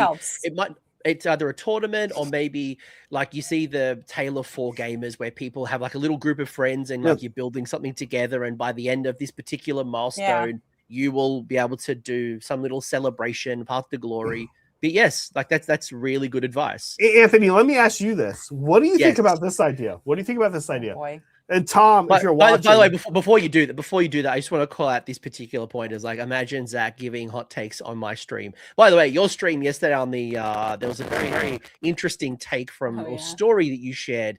I'd highly recommend seeing Cities versus Corn, where Zach does share an incredible story about his childhood. Yeah. All right. The special bond between him and his sister. Okay. Anyway, moving on. I would say here, Tom, if you're listening, I have a new idea. Ready? Okay. Old Town Throwdown. Prices for tickets are getting up there, as they should, because tournament organizers do a lot. You're a tournament organizer. Okay. Anthony, do this for yours. What? $100 Australian for the tournament. I don't know how much you charge. Okay. Keep going. Anyway. All right. If you drop you pay me $100 more. I don't give you your money back. So, What? and it's fully painted. So there's no way out. That's a motivator. You can motivate the entire Australian Warhammer community right now by saying, sign up for my event. If you drop, I charge your credit card 100 more. Like, I don't, like, you lose more money. Because right now it's not a motivator to people. They can just go, I'll just drop. People drop, then you can just keep the money and not have to do any work. Charge them more money. Charge them more money. Sounds like an incredible pyramid scheme. I can see why America is so good at making money. We're good at that, yeah. That's it's an easy way not to get anyone to sign up to your tournament. But I recognize the idea and appreciate that there's a good motivator. That yes, advice here at the hobby. Oh yeah, that's free. That's free for everybody too. That's free. But yeah, you owe me an army. Yeah, yeah. All right. Yeah. Well, if you're dropping, send me everything you were going to bring. No, you've given me your address in the payment form. I'm going to come over and take your army. Yeah. Well, let's just send some and actually don't come knock on your door. Last question about hobby, because I think some bad advice got creeped in a little bit there. 6 projects is what advice would you give someone who feels intimidated by painting or creativity in the hobby? It's actually a really interesting one because for some people, they do feel intimidated on making a mistake. Well, everything you do can be undone. It doesn't seem that way, but everything you do can be undone. If you paint something stupid and you're like, stupid to you, and you're looking at it and you go, I don't like this. You can repaint it. You probably don't even need to strip it, but maybe you can strip it and repaint it. Like, you're not going to waste your money. Everything can be redone. And you didn't waste your time because you learned. Everything can be learned, relearned, learn new things. And it's not a race, right? And then if you're intimidated by creativity, start with box art. I'll just paint the box art. And like, oh, these ultramarines are blue. I'd actually like my ultramarines to be a little more teal. So do them teal, right? Like take box art, make one small color change, right? And that's nice of you, Appleberry. Yeah. I'm gonna like flip this on its head a little bit because I'm not intimidated by that part, but I was intimidated by the playing. I still am kind of like, I don't like playing on stream. It's fine. It makes me nervous and anxious, whatever. But I really was like having a hard time getting into it. And so like the anchor that I found that I talked about earlier was the people again. Like, I want to get through this so that I can enjoy this with these cool people. Find an anchor and use that to motivate you. I don't know if that's the right, how good that advice is or not, but there's going to be something that drives you. Otherwise, my question about your question is, well, why are you doing this then? Like, what's the background behind this question? So obviously you want to. Why do you want to do it? Latch on to some nugget and let that drive you. Like, you'll get better. That's what happens. The more you do it, the better you get. So you just have to do it. Anthony, before I want to hear your answer, I'm actually very curious about your answer, but I will say this because I like to toss out the SoCal community, which you and I both know. Those guys beat each other's asses so hard competitively that I don't know if you've noticed this really awesome thing starting to happen in the community where they're like, all right, well, if I can't win all these games, I'll start painting better. And now they're actually starting to really paint. You have Aaron Newbaum who's really working hard on it. And unfortunately, he's also winning events too. So like, he's a bad example of that. But no, that's my point. He knows that's, again, Jean Baptiste model. It's like, this is a competition, guys. Yeah. There's a number of ways to compete, and you're nothing until you can win in all of them. just be the nicest person as well. Do your best butters and just be super nice. Yes, of course. Why not? That's the best one yet. Be nice, paint hard, play hard. Be best. Be best. That's what our first lady says. Yeah. Before I get into politics. Before I get into my response, I like Korean girls. We're totally cool with Seraphon being busted. Yeah, like, you know what? If you wait 2.5 years for your battle tome, I'm very busted. Okay with that. No way that battle tome will not be busted. Yay! No way it will not be busted. That's good because I need all the help I can get. Yeah. And to seriously answer the question, I think No, this is hilarious. I hope you're all enjoying yourselves, whether you're watching us live or on replay where you're painting. Like, to be honest with you, like, we are so lucky now compared to the ye old days when I very first started, where there was no Google, there was no image sharing, right? Like, if I wanted to see cities in purple, like, I've got an idea, I want to paint my cities purple or green, what inspiration is available? I can Google it. Photoshop is so good right now. You could easily, even with paint, like go grab the model from GW's website, put it into paint, and then change the color and just visually see it. Or what I've been doing lately is I've actually been using ChatGPT's image generation and going, I've got a conversion idea of a cog fort and a steam tank. What could this look like?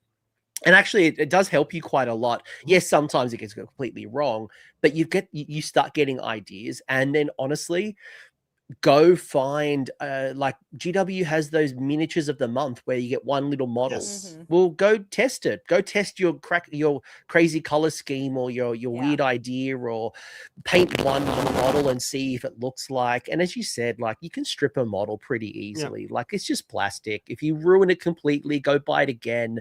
If you don't like what you've done, strip it or just paint over it. Like, it's not as intimidating. It's not scary. Or even better, use a use an index, like, weirdly, right? Index card. Oh. You're kind of gonna see what it looks like. Like, just put the colors all together. And there's apps that also do this, like my color combo, right? The line between what a bunch of colors look like near each other to what they look like on a model is probably less than you think. It's probably, the points are probably closer together than you think, to your point. And you can do all kinds of like apps for that nowadays, right? Yeah, it's so good. And Zach being Zach's gone full Zach. Maybe that's it. Maybe that's a new shirt for you. I'm going Zach. I'm going super Never Zach. going back. Once you're Zach, you never go back. Oh, that's good. Yeah. But no. Well, not recommend it. We're kind of touching this subject. By the way, like, I'm trying to move us forward. I'm like, this is going to be a 5-hour stream at this point, which some people were like, I'm totally cool with that. Some of you are like, I need to sleep. It's your No. I told you, it's 1:30 in the afternoon. I got time. We had I got already. time. We have time too. What we was can go get our for dinner? pajamas on. What was for Sandwiches. dinner? Zach makes really good sandwiches. It's not dinner. It is. We If usually eat do it our at like dinner. bigger meal at like noon, and then we do What a did we have for lunch? Oh, we had sushi for slightly lunch. lesser meal Yeah. later because we're old and it makes sleeping hard. Oh, are we? I'm gonna have another shot. I feel like it's shot time. I had a gozleme for anyone who was interested in what I had for lunch. Wait, is that limoncello? Delicious. Go get That is limoncello. limoncello. Yeah. Okay, he's gonna Yeah. go get more. He's run off to go get. So now All you're right. stuck Well, with me. no, it's good. We can have a secret conversation. Okay.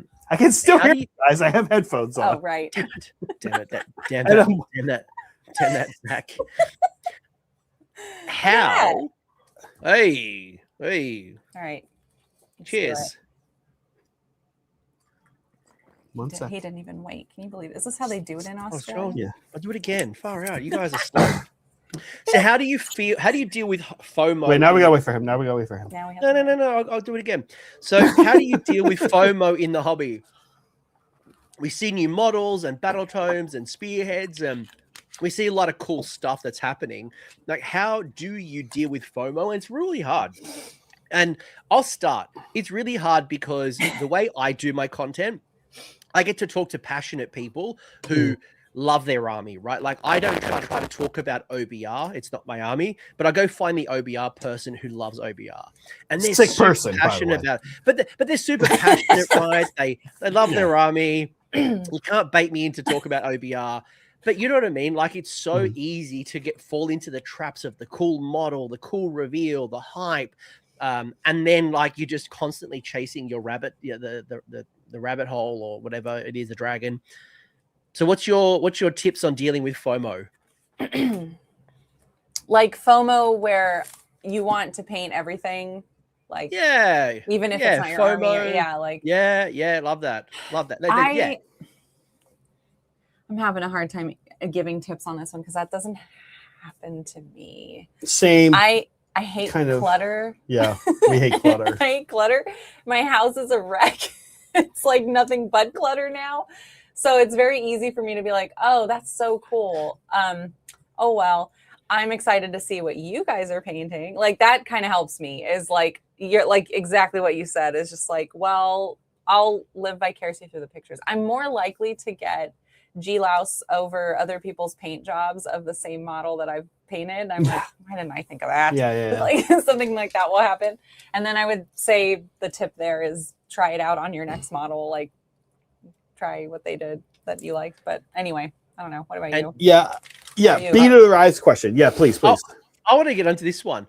I Yeah. can tell you right now, my friend, I don't get like very much. I don't get very much. Like 99.9% of my army is being funded. So unless my credit card's telling me otherwise, and often they just give you a couple of samples, even if like you might get more than I do because you do battle reports, but it doesn't do a lot. It doesn't go very far. Yeah, we probably do, but I will say this, Be the Rye. We know this guy. He's a great dude. And what I would say is it's a super fair question. So it's not like we get to paint every model. Like we get all the models, but I'm not going to paint Maggotkin. They look fun to paint, but that's Brad's army. I'm not touching it, so I can still, quote unquote, feel FOMO from that. I just don't because I don't want stuff. So one weird thing to be into if you don't like stuff. Yeah, one economically speaking, you'll never and Coach is right. Like we don't want to blah blah blah our NDA away, but we don't ever really get sent old models. So for example, if you were Age of Sigmar channel right now and you had just joined the NDA program, you're not getting sent steel helms or fusiliers or cavaliers or cavalier marshals. You have to buy that stuff. So they send us new stuff because that is the deal. That's how it works. But beyond that, what I would say is kind of like Meg's saying, FOMO more broadly speaking is that we do get sent stuff. But one of the things I kind of tell myself is that it's, let's say economics aside now, time is the other issue. I just finished the Amethyst Steel, Amethyst Death Mage and the Pyrocaster today. We've played 5 games on channel. Now I had an old Battle Mage from Warhammer Fantasy that I happened to paint very fiery, so I used him day one. But the point is that we have to actually also paint all this stuff. And so what I always say is, even running a channel that does painted stuff in battle reports, nothing's a race. Yeah. All the Cog Forts are sold out. They'll be back. It's not a race. The Cog Fort's going to be dope. Like, let's say it gets nerfed to hell a year from now. It's going to be good again 2 years from now. Maybe you should just give up your one cog, like between 2 cog forts. You go one too many. Give it to the other people. No. I can understand. Like I've seen this with like chaos defilers, and there's a whole bunch of things happening in the community. And when creators do get some things, I know it does frustrate a lot. I wish I got a lot more free stuff than I do. Sorry. I get mostly a book. You're like, which is all I need. Like I only need a book. Like look at the thing. We're very fortunate, but we do try to get it all out on the table to at least be like, here it is. Here's how cool it is. Sorry you can't buy it, but it will be back, and it will be good. It's going to remain fun, and if its rules suck 6 months from now, hang in there. Its rules will be good again. Yeah. This is not a race. This is a long-term hobby. You're going to be playing this in your 70s, right? Like, gosh, yeah. I feel like it is hard. Like I'm looking, like just don't get FOMO.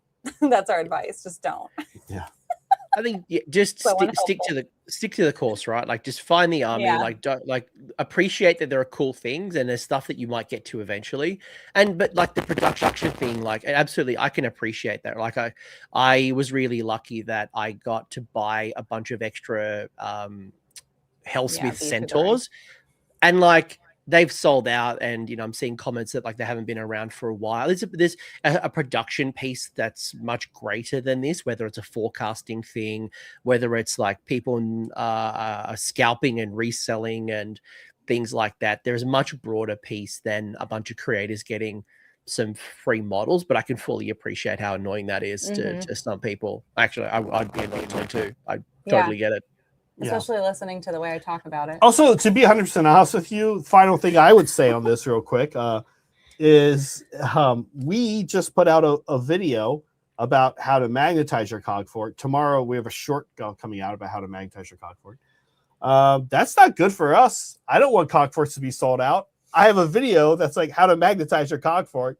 No one's going to watch it if there's no cog forts to magnetize. So like, yeah, right. I also don't like this. Yeah. And as Coach said, not a lot of content creators get that much for Sigmar, especially, right? It's not that many of us, to be honest with you. Yeah. I tell you what I wish. Well, the other thing as well is, and I want to go back to like the hobby question as well, is that it just promotes the third party market where like you are seeing the 3D printed models and stuff as well, right? So it's bad for them. It's a little bit silly because if stop Matt. God, Matt, all right, well, how does he not know how to make the right amount of cog forts? Yeah. Sleeping. Leave him in peace. Leave him in peace. What habits help you? What habits help you keep the hobby healthy and enjoying it long term? And I'll go first. I'll give you a starting point. I think it's understanding like, because you as a creator could be doing so much, whether it's painting, whether it's more battle reports, whether it's more streams, but there's that other side of your life where it's like making sure you go to the gym, make sure that you're cooking good food, you're spending time with people outside. Meg's giving me an eye, giving me an eye like this is all we do. So maybe I'm speaking out of term here, but it's also about having a healthy ecosystem of things rather than just being obsessive and all in on one. Yeah. I get the feeling you're going to tell me something a little different. No, I mean, so this is our third year doing this. And the first year was like all in, like 100%, and on top of my day job. And I hit this point where I was like, I can't stream anymore because I don't know what to talk about because this is all I do. Like, I don't do anything. There's like, I can't even talk about movies. I still struggle with talking about movies because we don't watch that many anymore. But yeah, it's really hard. We've kind of instituted like a cutoff time for bedtime now where we are like, all right, what we're painting, we need to stop at 10. It's sorry, at 7. Like 7's like our cutoff time. We do our best to stick to it. I also instituted a rule where we need to leave the house 3 times a week. Doesn't matter what it is. It could be to go get coffee. It could be to like do some errand. It could be to go out to dinner, like whatever. But we need to leave the house. And we've been doing okay there. You're also forcing me to go on a vacation. I am also forcing vacation. So I have taken a vacation. Oh, that's terrible. I've taken a week off for the past, 3 months. I'm going to take another week off and go to the UK in June. And I told Zach, I was like, you must get out of this house and leave for at least a week twice this year. So he has that on his document. So that's kind of how we do it. We like force it. Like, it doesn't matter if you enjoy this, you will continue enjoying it. And absence makes the heart grow fonder. So yeah, been like, get away from it a little bit so that we can appreciate it a little more. From one of our community members and mods, Liberty Fires. Recommendation to watch the hockey comedy show Shoresy, and they have a saying in that show: "You go to, you can't go no more." That's kind of how I do it. Yeah, I don't know. It's not good. It's not good, right? It's hard. The things you're naming, you said, go to the gym. I do try to go to the gym. Cook good food. I love cooking. That's actually at this point my hobby. This is work, and like it's good work. It's fun. I'm passionate about it. So I was like, where are you going to go on your vacation? He's like, I think I might go down to SoCal and play Age of Sigmar all week. Yeah. I'm literally thinking about fine. setting up a game like every night. I have friends and family in SoCal, so I'll visit them too. But just like go play Matt Nguyen, go play Aaron, go play Kyle, just go play. I have friends Sigmar friends down there too. Yeah. Those guys are all, I love those guys, right? Like, yeah, so I don't know. I'm not a good person to ask. candidly to viewers, I don't believe I always have a healthy attitude about it. That's why you have me. So I force you out of the house. But I want to. Like, I'm open to all the ideas, such as take a vacation, stop working at 7 p.m. But yes, like this is your what fault. potentially addiction looks like. I think, and you know what? Like as long as But we're it's functioning. as long as it's functioning and it's healthy as well. Like I do see, and this Oh, happens man. even like at work. I work in white collar corporate environment where. The same Nice. thing. Well, that's not a flex. No, It's me but like too. I It see, sucks. but I do see people working from like 6 in the morning to 8 p.m. or 9 Yeah. p.m. And that's cool. Like that's totally cool if that's your thing. But like, what are you trading off? And are you trading off? Like I see high rates of divorce. I see people Yeah. like because they're working so hard, they buy takeaway all the time. And that's cool. I'm not judging you for buying your lunch. But there's always going to be trade-offs. And as long as you're happy and healthy with your trade-offs, then that's totally cool, right? It's like finding the balance. Getting laid. I mean, those getting two, laid. Look, Warhammer is notorious for getting people laid, getting laid. The two he named are perfect, right? Like, I value cooking and eating healthy food. I love my own food the best, not because it is the best. It usually is, but also just because it's, I don't know, it's like healthier. You getting what you make. I know, right? Zach, I know. Zach and Coach is who was talking about. But and then not divorcing. Yeah, not having a divorce. Yeah, I don't want that. Like, I absolutely don't want that. So yes, of course, those things are more valuable. But work, it's an internal competition with yourself, and it doesn't just have to be content creating. It can be the things I said earlier, winning games of Sigmar, getting best painted. It's often. I joke and I say, oh, I want people to say my army looks good. I want to get awards, but it is an internal competition with yourself. Often you're saying, I could do this. I could be better. I could be the next John Baptiste, right? I can really paint awesome and play awesome and be a nice guy. And like, it's good, but how do you draw the line somewhere? I don't think I'm always good at that. Yeah. So these hard things are good. Yeah. Are you comfortable sharing your origin story like as an elevator pitch? If you're not comfortable, I'm totally cool with that. You're asking us for an elevator pitch? Well, like, can do an elevator pitch. We met at band camp. We met at a fine arts camp. We met at a fine arts camp in 2007. I was the camper. He was the counselor. Incorrect. Not funny. Kind of funny, no, but not correct. Whoops, sorry. We were both... wrong time period. Yeah, those jokes aren't funny anymore. Oh, sorry. No, we were both counselors. Thank God.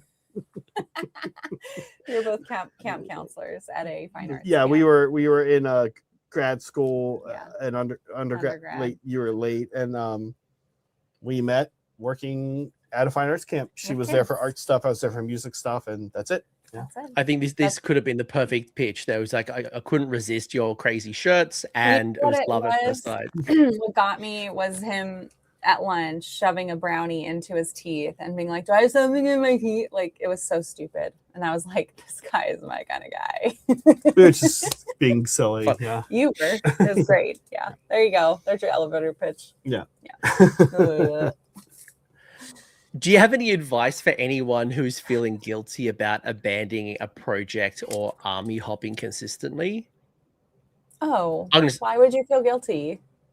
Why would you feel guilty? Like, it's your life. It's your hobby. No one's. I guess if you spent, but if you spent money or like you've invested resource, whether it's time, dollars, maybe you've played some games and you've just realized this army isn't for you. I imagine that some people might feel like guilt for abandoning the project. I feel bad that people would feel guilty about that. You can always sell it. You can always give it to a friend and they'll play with you now. Like, oh, I have this thing. Or hang on to it. Or maybe you'll feel differently later, or I don't know. How I painted a Slaves of Darkness army right around the time we were starting the channel. Up. Played a game or two with it. I was like, this isn't for me. That's okay. It's a great army to have here. Saray, we then had this awesome opportunity, and Saray uses some of it. He painted his own. But let's say we were not, and we were just like, cool, Slaves of Darkness army. I'll still add to it. Someone comes over. That's a fantastic army to play game one with. And I don't think that they're cool, and I don't like their play style. They are cool, but I don't connect to the lore. Yeah, hang on to it. Make a great gift. A great gift, Somebody or is just like, oh, I'm interested in this game, but I don't. hey, know. hey, I bro. don't know. Hey, bro. We play Well, we play board games. Would you be We don't interested need in to this? problem solve this, but I Yeah. just like, it's really sad for me to hear that someone would feel guilty about And you learned like Yeah. your time. You something like learned. this Yeah. that would it's meant to bring you joy, like right or pass the time or just be a way to develop yourself. Like if it's not for you, great. That's great. Actually, you tried it. Yeah, It's not for you. You learned something. you learned something. That's it. You paint Cool. if you paint it. There's always yeah. like something you can glean from it, even if that answer is that I don't really enjoy this, whatever it is. Yeah. There's always a silver lining, right? And you're right. Like you shouldn't feel bad abandoning a project, but at the same time, you could sell it. You know, like, do you play Tabletop Simulator to practice it without any money? Yeah. Good idea. Do you just buy one unit and just test the waters? Like, do I enjoy painting this before going in all in on a spearhead or like a big army force? So maybe there's a learning there. Yeah. Speaking of Liberty, you go on. No, that's great points. Yeah. Sorry. I was just going to bring up your friend Liberty Fires, who said, what are the top 3 things from the current season you hope continue in the next season? I like this one. Yes. So number 1 for me was the way they do battle tactics. Particularly. I love the way, you pick and then you're stuck with it. I'm like, cool. Now I don't have to make any choices. I don't have to think about this except for like how I'm going to get to it. And if I fucked up at the beginning, can't do anything about it. Oh, well, like I cannot tell you how much I appreciate that. As opposed to picking each battle round, right? Yeah. Like the amount of time was wasted. How much more time was wasted sitting there going, right, I got 6 battle tactics. And then still missing it. Yeah. Yeah. And then you can't do it again. Like I hate that. Like you get one shot and then you mess it up. And so I hope that stays. I also really hope Paths of the Fae stays. I love Paths of the Fae. It's so not. good. It's so good. It's not only is it not staying, so Coach. Fun. It's never coming back. Like neither is Linked Ley Lines. Wait, what? Wait, what? Wait, what the fuck? Wait, that's the best. That's my favorite one. Wait, what's wrong with Linked Ley Lines? That's like the best one, right? No, because there's a couple of battle plans that have survived the test of times, like Gift from the Heavens, Star Strike, Blood and Glory. Like these particular battle plans have gone from 1st edition through to 4th edition. Oh, I think Linked Ley Lines is in there. No, Paths of the Fae for sure. What's wrong with Linked Ley Lines? Nothing wrong with that. I'm just saying, like they usually refresh the battle plans every season. Oh, so I know. I don't see them repeating it at least next GBH. I'm not shitting on your thing. I'm not shitting on your thing. I'm just saying that. No, my point is when they do things? the best battle plans come back for 5th ed like they did in 4th ed, Linked Ley Lines will be there. It's the best. It's the best battle plan. I don't mind it. What's your favorite battle plan this season? Sorry. You know what? Sidebar. You know what? I haven't even learnt them. I have like shit has changed so much. I haven't even learnt this season. So I'm like, you know what? Like I don't care anymore. So like just get me to 5th edition. Get me to 5th as quick as possible. I don't care about like how do I score it? What's my twist? It's late there. He's not answering. Let's just trying Matt. I don't care about it. If the name's not Gift from the Heavens or Star Strike or Blood and Glory, I don't care about your name. It's just like, what's your deployment map? How many objectives? What's the scoring? Cool. Third thing you said. I really appreciate the underdog stuff for double turning. It makes double turning way more interesting. Yeah. For me, I would just say, honestly, Megan and I rehearsed this answer a little bit. I was going to say Linked Ley Lines. I was going to say Linked Ley Lines. I was like, that battle plan. You know, Anthony, real quick, I will just say, Liberty Fires is the perfect person to segue this into because he tracks all of our data. He helps us track all of our data. And we will share this data at the end of the when the season flips over. But there's a lot of battle plans that are hard to play on the channel because the matchup has to be just right. And Linked Ley Lines is always good. It's basically always a good one. Surge of Slaughter, Cyclic Shifts. There's a few, but so I like that. Another big one I would say is it's going to be. I mean, we're going to riot, Matt. Sigmar players are going to riot if you don't give us something as cool as Scourge of Gyran. Like, and we just talked about these bracketed books. That first bracket, I'm talking Skaven to I think the middle bracket starts with Khorne. The middle bracket's like Khorne, Deepkin, Nighthawk. Yeah, I like, was gonna say yeah. Deepkin, like Deepkin, Gits. Gits are in the first bracket. They're in a bad place, right? Like, oh yeah. I think middle bracket is Khorne, Deepkin, Nighthaunt, Flesh Eater Courts, Hashut. Those guys are okay. No, IDK and Nighthorn are not good. I would put them in the first bracket, like they are. Oh, I'm sorry. I'm sorry. Those are my two armies. I think I've done okay with them. Well, maybe you're overperforming based on statistics. Probably not. I'm probably delusional. But the only army that holds up in that early bracket is Soulblight. They're still strong. But after that, it's like those guys need help. And it's not like Codex Creep is. We have this guy, Bukachi Dancer, always says Bukuchi Dancer. Everybody wants Codex Creep. Kind of. Like the books since 2006 have been super cool and flavorful. Got to update the rest, I think. They're falling behind. Yeah. Yeah, I'll respond to this because you've mentioned it twice now that what you need no like what you need to realize is not you as in you Zach, realize this.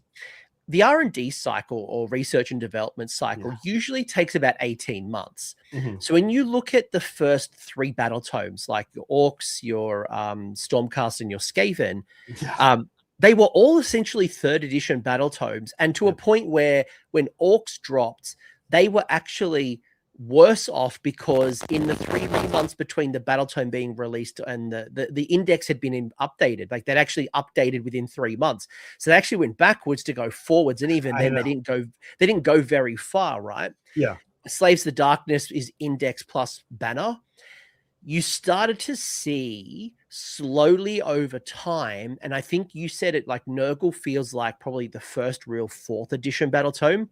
And I think it's because they've probably learnt enough about 4th edition where they can actually make meaningful changes. Yes. Everything prior to that is really a third edition battle tome, or what they think 4th edition looks like. Correct. And that's why when we say power creep, it's actually like they actually just understand 4th edition, and they've had enough writing time, but also practice time. Like they've actually been able to play test it properly. Data from the community. Yeah. All that stuff. Right. Yeah, absolutely. Yeah.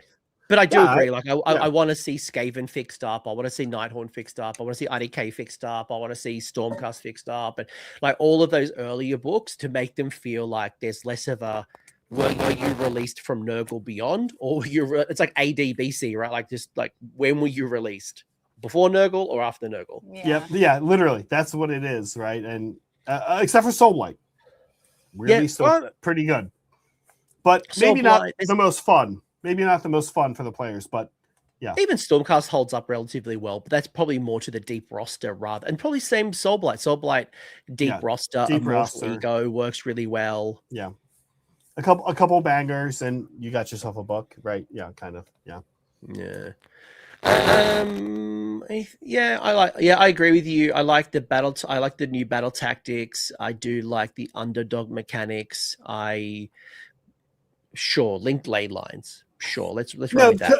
We took all the good answers, but what do you got? I want to know.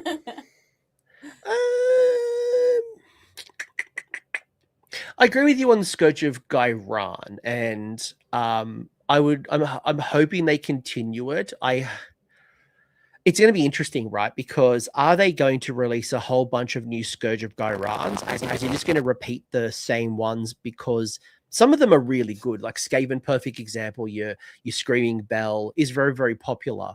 What does Skaven look like when that particular thing drops off and there's no soggy war scroll? But on the flip side, like, do you just continue it and not improve something else that needs to be improved? I don't know, your Pestilence people, or improve some Vermin Lords, whatever it might be. So it'll be really interesting to see what they do, if anything. But I'm wondering, given that this will be the 3rd General's Handbook of the edition, and usually that's the wild one. That's when we got Primal Dice. Are we going to see a primal dice style of, okay, well, shooting's been really repressed. Is it going to be all about shooting?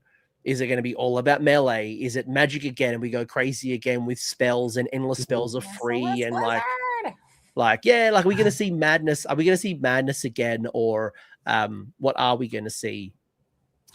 Yeah. I think it's a good question. I'm like, I don't know anything. I feel like I'm excited for whatever they do. We don't know. And Scourge of Ulgu. Let's go to Ulgu. And everyone can teleport. Everyone can teleport now. Would Marathi allow a Scourge? I think she would not allow a Scourge. That's why she's so mad. She'll be all souped up. I don't know. Maybe she would. Scourge of Marathi. The Scourge of Marathi. Let's do it. Let's do it. Let's pivot to content creation. And why did you start creating content? Because this is like a big step, and I would say that it's a big step to go from creating content to even like being as dedicated as you are with multiple releases a week, making it a part of your work and the investments that you're making as well. Because like I could be a content creator and post pictures on Instagram or release a video occasionally, but like to actually go as deep and as the breadth that you've done as far. Yeah, you go first, because I know once we start going, we're gonna be like blah blah blah blah. So blah, blah, blah. we have a lot. That's what we sound like. Yeah. I'm actually curious for your answer. I actually don't know this answer for anyone, for any content creator out there. I have no idea why they do. Why the hell are you doing this?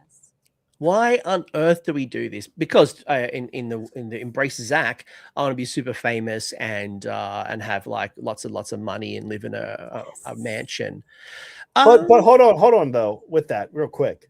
Yes. The thing about creating content and saying, I know you're joking, that you want to be. I am joking. Is that it's interesting to think about being in a field and showing up somewhere for the chicks and saying, there's actually different levels of no one here is famous. Are you kidding me? When people go to search the hobby collab, the first thing that shows up is the hobby collab Meg. Meg shows up first on Google. Yeah, okay, that's fine. And then now the thing is though, like it's nice to go to a convention and have people know who you are. It's also nice to go to the grocery store and have nobody know who you are. Because that level of like sounds annoying. That Chalamet level of fame, that's just like going to the bodega and he's just like getting hassled all the time. I don't want that. But I want to be able to go. It's nice because it's an impetus to meet people, right? Yeah. So you're not lying. You say you don't want to be famous, but you kind of do. You like going to a Decepticon. You like going to a Decepticon and having people come up to you and say, really? It's so weird. No, it's super weird. It's super weird. Like it's absolutely sweet. It is weird. It is really sweet. It's weird. Let me answer the question. Let me answer the question. Then we can like have all the Let me answer my question. have all the fun. It was purely just talking to Zach clearly about the chicks. So why did I start making content? So I actually did an interview with Trish from Celeste Faye. Hopefully it comes out pretty soon. And I'll say a similar thing. I started getting into creating content because of a couple of things. One, Australia wasn't really being represented on like the podcast space at the time. So when I very first started, it was mostly people coming from fantasy battles to Age of Sigmar. And the biggest content creators were Garage Hammer, Heel and Hammer, Bad Dice. There was a bunch of podcasts that no longer exist. Like I'm sure I'm speaking a second language to you guys. You have no idea who they are because they were fantasy battles people who came over first, second edition. They've dropped off since. And for me, Australia wasn't being represented. The other side of it as well was that I wanted to try something a little different. Everyone, it was just like bro podcasts where it's like 2 or 3 people and they talk about the thing. And that's totally cool. Like I love those types of like you dial in and it's the same cast every week talking about their experience. And that's totally cool. But for me, it was like there's a lot of these people talking about battle tomes where they don't quite know exactly what they're talking about. They're not playing the army, not thinking about the army. Yeah. They aren't doing the list tech. They're just picking up the hot takes of like what's broken and what's cool and what they think is cool. And my thought was, why don't I find the person who loves this army, has put thousands of hours thinking about the army, practicing the army, you know, they live, breathe the army. And what if I could talk to those people and like high tide lifts all the boats? Like, what if I could actually extract that knowledge and share it with others? And that was kind of like the premise of like what I've done and why I do what I do. It's not that I can't talk about the battle tomes, but like I want to talk to the cool people to learn from them. So we all learn. And that's kind of where this all started. I mean, you're still the only one that really does that in AOS. Yeah. Rob doesn't do that. We don't do that.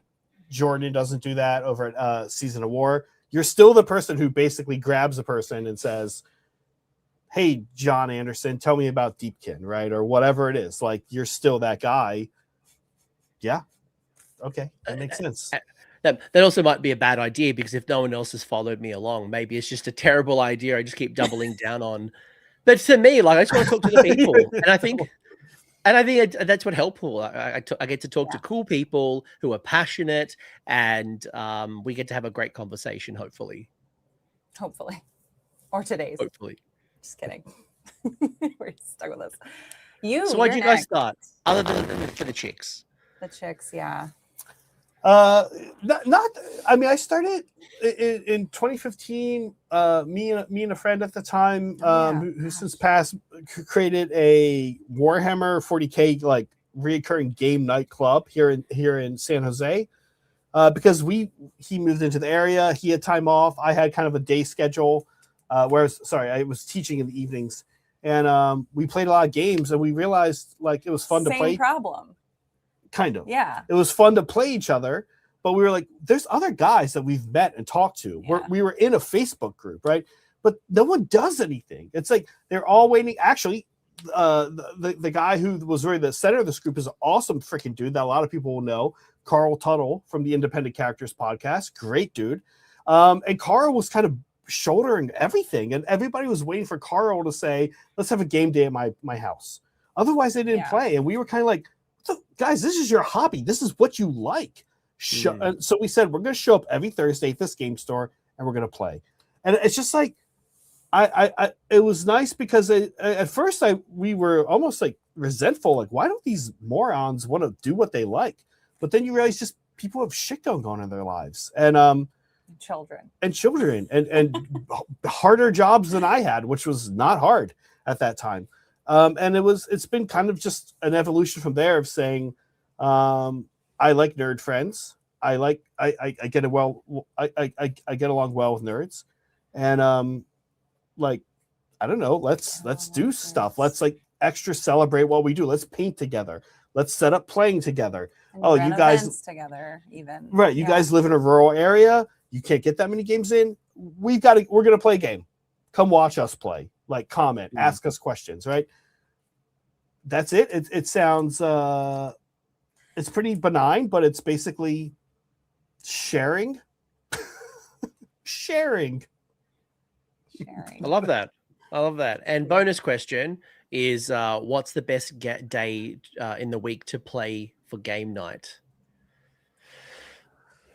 Well, the real answer, I think, appears to be Thursday, but don't do that because that's when we stream. Unless you can get the game store to put us on the TV. Then it's okay. It's definitely Thursday. Really?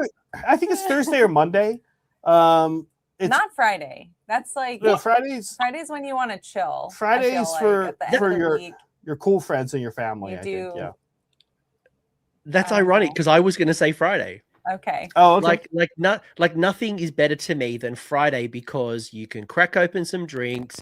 You don't have to worry about school the next night, like work. Like, I'm saying that facetiously, like it's a school night. But like Friday night, you can stay as long as you want, have 2 games, not have to worry about getting home at a certain time and getting up early in the morning, having drink, ordering like our games clubs often will meet on a Friday and we, you can order, takeaway and, I don't know. I find Mm. Friday a lot Yeah. more casual. I log off early at work, so like I might log off at 3 or 4, and then get to the game club set up by 5. That means I can get 2 games in. Oh, interesting. I bet So it's to me, super. like- I bet it's super cultural, right? Like, Well, for me, Friday, I'm like tired by the end of the week. And I'm Yeah. just kind of like, Friday is my do nothing day. well, but Now. in Silicon Valley, a lot Personally. of the big companies do work from home on Friday. That's super common. State Yep. jobs and a lot of state jobs in California, you have off every other Friday, and local government jobs. So Thursday might be like, oh, okay, normally I have to wake up at 8:30 to get to work by 10 because tech starts late. Now I have to wake up tomorrow at 9:55 to start work for my first like all hands at 10, but it's digital. It's like I just straw out of bed. So maybe it's cultural. I wouldn't be surprised. Looney, who asked this? Looney? I don't know. Looney. that was Yeah. Looney. Yeah, Looney. Yeah, Looney you asked just that question. you have to figure that out in your area. I bet it's different. Sure. Yeah. I think it depends, right? It depends on what works for you ultimately. Like I know in Australia, for example, the local game stores will often, we have Thursday night trade, so they'll work till like 10 o'clock at night. So that's obviously clearly an easy way to pick up a game. For a games Yeah. club, you might find a Friday. The challenge is, especially at least for my age demographic, most people have kids, right? So Monday they might have kids sports, or they might have music stuff, so they might not be able to separate themselves from school activities. While a Friday, there's usually very rarely a school activity for their kids if they happen to be parents. But I think it depends on your community, right? Yeah. A lot of cool stuff. Yeah, that's interesting. Speaking of interesting, here's another interesting question from I Like Korean Girls. I just love saying that. I feel uncomfortable, but I also he's a great dude. Yeah, they're fine. I also don't not like Korean girls. Like whatever. Like, Right. It's whatever. Not Not here. Yep. But this is really an interesting one because some of the newer armies, especially like Zinch and cities, and some of the newer armies like Lumineth, they have a much higher skill ceiling than we've probably seen in some of the older books. And there's a really interesting point here from I Like Korean Girls. I just want to keep saying that. I've heavily invested in an army that I like the look of, but I did not know that it had a high skill floor. I'm not a skilled player. I debate that with you, my friend. Any thoughts, long story short? And I think I might respond initially and say, first and foremost, I think you're only competing with yourself, right? And run the toys you want to run. Like, do you want to run cities and go super complicated, or do you just want to run lots of cannons and lots of horses? Like, do your hobby the way you want to do your hobby, and realize that you're in a learning process. So, stick to course. Don't get too frustrated. You're learning. You're having fun. Don't worry about. I have some counter advice. Please go. Well, do you actually still want to play this army, or are you trying to convince yourself you want to play this army? I'm assuming like the person wants to, like they love, like they like the army, but it's not what the package look like. Yeah. I feel like it kind of goes back to that question about guilt. Like coach gave you advice if you do want to play the army, but if you don't, if you're kind of like, actually, this isn't for me, like, okay, so don't play it. It's okay. 100%. Take some unit. Maybe part of what you invested in is a regiment or renown. Now do that. Kit bash it. I don't know. Paint it nice, put it on your shelf. Like, look at it. Enter painting competitions with it. Like, kit bash it into a competition piece. Do something else with it. If you really don't want to play it, don't feel like you have to play it. Yeah. That's my advice. You don't want to set yourself up to hate the game, right? Correct. I want to just because you challenged me. Okay. We're on the same. No, we're on the same page here. If it's an army you like, I love Lumineth. I love painting this army. I've always been a big high elf fan, and you've realized that it's like super complicated. If you're not enjoying it, stop pushing shit uphill. Just give up. Like, have it as a painting project, or maybe put it on the side for a while. Find an army that you are enjoying the game more, and maybe come back to it at a later stage, or just work within your limitations. But like, yeah, don't try to force something that you're not enjoying. If you're not enjoying painting it, put it to the side. If you're not enjoying playing with it, put it to the side. I agree with you. I agree wholeheartedly. Yeah, I mean, I'll pivot a little bit back and say yes, both good points. Coach, I'll add on to what he said real quick and say reps. You just need reps. You need reps. Your first game, your second game, your third game, each of those games you'll get exponentially better, and then the growth will slow down a little bit. But your first dozen games or so, the growth is incredible. You need reps, and you know, I truly believe that anyone can get good at anything with practice. That's it. Yeah. You just need practice. Do Tabletop Simulator. You hear people do this. There's a guy in our community who talks about doing this, and it always sounds like I'm always like that sounds weird, but play yourself. If you've got a table at home, it sounds weird, but you set up 2 armies if you have them, and you try to kick your ass. You try to absolutely beat your ass every single time. And you'll learn quick because you'll start seeing what the other side. I'll be like, you just moved your pink horrors up there. Well, cool. And then you learn 2 armies at once. Here's reinforced Mournfangs not that far away. What do you think they're gonna do? Well, you're picking now. What are you gonna do? Right? And it's like you're not gonna get everything right that way, but you're gonna really close the gap, right? So reps. However you can get them, get reps. That's it. It depends on where the issue is. Like, for example, let's say I bought Caradron Overlords or Caradron Overlords, and you realized, so many people like get all antsy with how I say shit. Like, guys, like linguistics is different everywhere. Like, chill the F out. Yes, thank you. God, but I kind of like Caradron, actually. Now that I think about it. Okay. The Caradron Overlords, Caradron Overlords, whatever. Yeah. Anyway, let's say, for example, you bought your steampunk dwarves and you just don't like the shooting meta. Like, to you, in your mind, you want to do way more combat. You don't want to be fragile, and you want to grind it out on the middle of the table. Gallants. There we go. He did it right. Okay. Real quick. Rapid fire. Gargants. Gagants. I'm going to say this now for the purpose of like cavalry.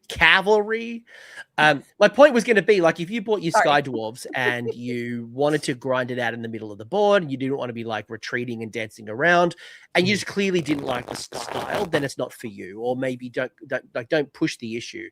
But yeah, like if it's a complicated army and you're not getting the results, then yeah, like there's practice, there's watch battle reports, there's ask communities like yours and mine for advice, and try to find out how to make the most of things, or maybe where you list building might be an issue, or tactics, or take photos of your deployment to get some advice, and maybe find out that actually you spread too wide or too thin, or you weren't scoring battle tactics early enough. So it depends on what the root issue is, but you'll learn quick. Lots of good advice here. But what's the hardest thing that people don't realize when running a Warhammer channel? What is the hardest thing? I'm like, all of it. Well, editing. Yeah, that's why we don't really do it. I mean, most of our stuff is live stream. Yeah, editing people are like, oh my God, whenever there's an edited thing coming out, it's like an hour long, and they're like, please do more of this. This is so much better than your live. And I'm like, yeah, this is it. This is what you're gonna get, like 2 of these a month. Like, no, 1 a month. Know, like, yeah, one a month. Yeah. No, there's no time. How long does it take? People don't realize how long it takes to edit down. So like, okay, it takes you three to 4 hours. Yeah. Like, so if you play a game that's like 3 to 4 hours long, because there's like, you guys have fun and you chat, and like, it's not just pure game. How much editing goes in behind the scenes to actually create that 1 hour battle report? Like, if it's a 3 to 4 hour game. Well, we have one on the way. And I remember the other day I asked you, like, do you think you could get that out this week? And you're like, no. Do you think you could get that out next week? No. What about in 3 weeks? And you're like, I think so. Yeah. I'm going to say it's about 12 to 16 hours of editing. Yeah. Roughly it's about 3 or 4 times the duration of the content. Yeah. I had a conversation with Jordan a couple years back, and he at that time said something like, 15 to 20, I think. I'm sure he's gone faster at it. And then I had a conversation with, actually, he sent me a message, Battleshock Wargaming, Michael. I was like, do you have any thoughts on like how to get editing down? I'm taking 9 hours on a video. I'm like, oh, my friend, I hate to tell you, I believe you might be the industry standard for that right now. I was like, I don't think it gets any faster than that right now. Yeah. But for us, we do a lot of photography for it too. So photography, Graphics. it's graphics. The graphic, Oh, that's one. it's all speeding up now though, because we've only done 3. Coach, the one you did first was our first one. So it is speeding up, but it's a lot. And meanwhile, compare that to live stream. Once we create the machine, which the machine's been created, we literally, I brag, may not 100% be true, but we could be like, hey, want to stream in 45 minutes? I'm here, you're here. Graham's not too far away. John's not too far away. They said they'd come over. We can have a stream running in 45 minutes any day of the week. Like if we wanted to, right? The once your machine is running for live, it's very easy to go live. Yeah. Editing's crazy. So I think you're right, Coach. Editing is one of them. You said what's the hardest thing, but another really big hard one is something I've noticed since running a gaming club, which was one of the people you're working with is awesome, but also they're doing their thing, and that entity, not person, is Games Workshop. And so we don't know always when they're sending us stuff. We get surprised. They have really freaking awesome stuff. And then the thing is, let's say a bunch of really cool stuff comes out and we're kind of busy with something else we're doing in our own sphere. We really can't miss it. Coach, between you, us, Season of War, these are big AOS channels for AOS, big for AOS. We can't miss a release. I can't miss a release. You can't miss a release. So it's like, I mean, what's going to happen if Jordan just doesn't do a battle report for cities? Step one, the community is sweet. They'll be like, hey, Jordan, are you okay? Right? But like, Coach, no coverage of cities. I just watched your coverage of cities with Dylan, freaking love Dylan. He's so good. He's such so a good good. one. If you're not able to cover the releases, then you're probably a 40K channel. Or you're probably, let me add to this. Right. Yeah. Let me add to this. I think one of the challenges that I'd add as well as a creator is the monetization opportunity. And I say that when you look at your counterparts, let's say, for example, Dungeons and Dragons or 40K, they are way bigger audiences, which means that there's more competition, right? There's way more channels for 40K than Age of Sigmar. But 2, the audience sizes are so much bigger that you can get really large audiences. And you talk about editing, right? If people want to see more edited battle reports for Hobby Collab, you've either got to hire somebody or give up your whole life to produce that volume of content. How do you pay a producer, or how do you pay an editor full-time to be able to do the amount of battle reports that you need? You need to create money. How much money are you getting? You're going to need a good salary. And whether it's YouTube ads, whether it's Patreon, whether it's merch sales, the opportunity is far, far greater in other subcultures, which is cool. And it's one of the challenges, right? Because it's like the stuff that I want to do versus the things that I can do. There's a real oh my God, I know friction point, right? Like because I'm not full time, I actually do this completely on the side, have a full corporate gig, very, very good at that corporate gig. I've never given it up, because the money opportunity is just not great in Age of Sigmar, and I don't want to grind. And but to scale it, you absolutely need to grind, because otherwise you got a real volatile market. So I guess if you're listening to this, if you can contribute however you can, whether it's sharing, liking, subscribing, and patroning to your favorite creators, and not necessarily us, just who your favorite is, goes a long way. It does go a long way. Yes. Yeah. I mean, we still will randomly get people back from when John and I were on Titans, a different channel, playing 40K, and they'll be like, oh, wait, this is where John is? Oh, wait, Zach's here now? It's like 3 years, guys. 3 years. Where you been? It's fine. It's all right. It's all right. In 5 years' time, people were like, oh, Beard's got his own channel. You're like, yeah, it just happened the other day. It's but yes, exactly. Yeah. The scaling thing is a big one. Yeah. Funny. All right. Couple of other maybe burning questions. We'll kind of like start drawing this to a close. Because again, we could keep talking forever, and I've loved all the chat as well. Appreciate everyone who's either hung out. Yeah. Maybe one more content creator question, then we'll kind of like go to the future and put a tinfoil hat on. Mm-hmm. What Okay. moments from content creation have meant the most to you personally?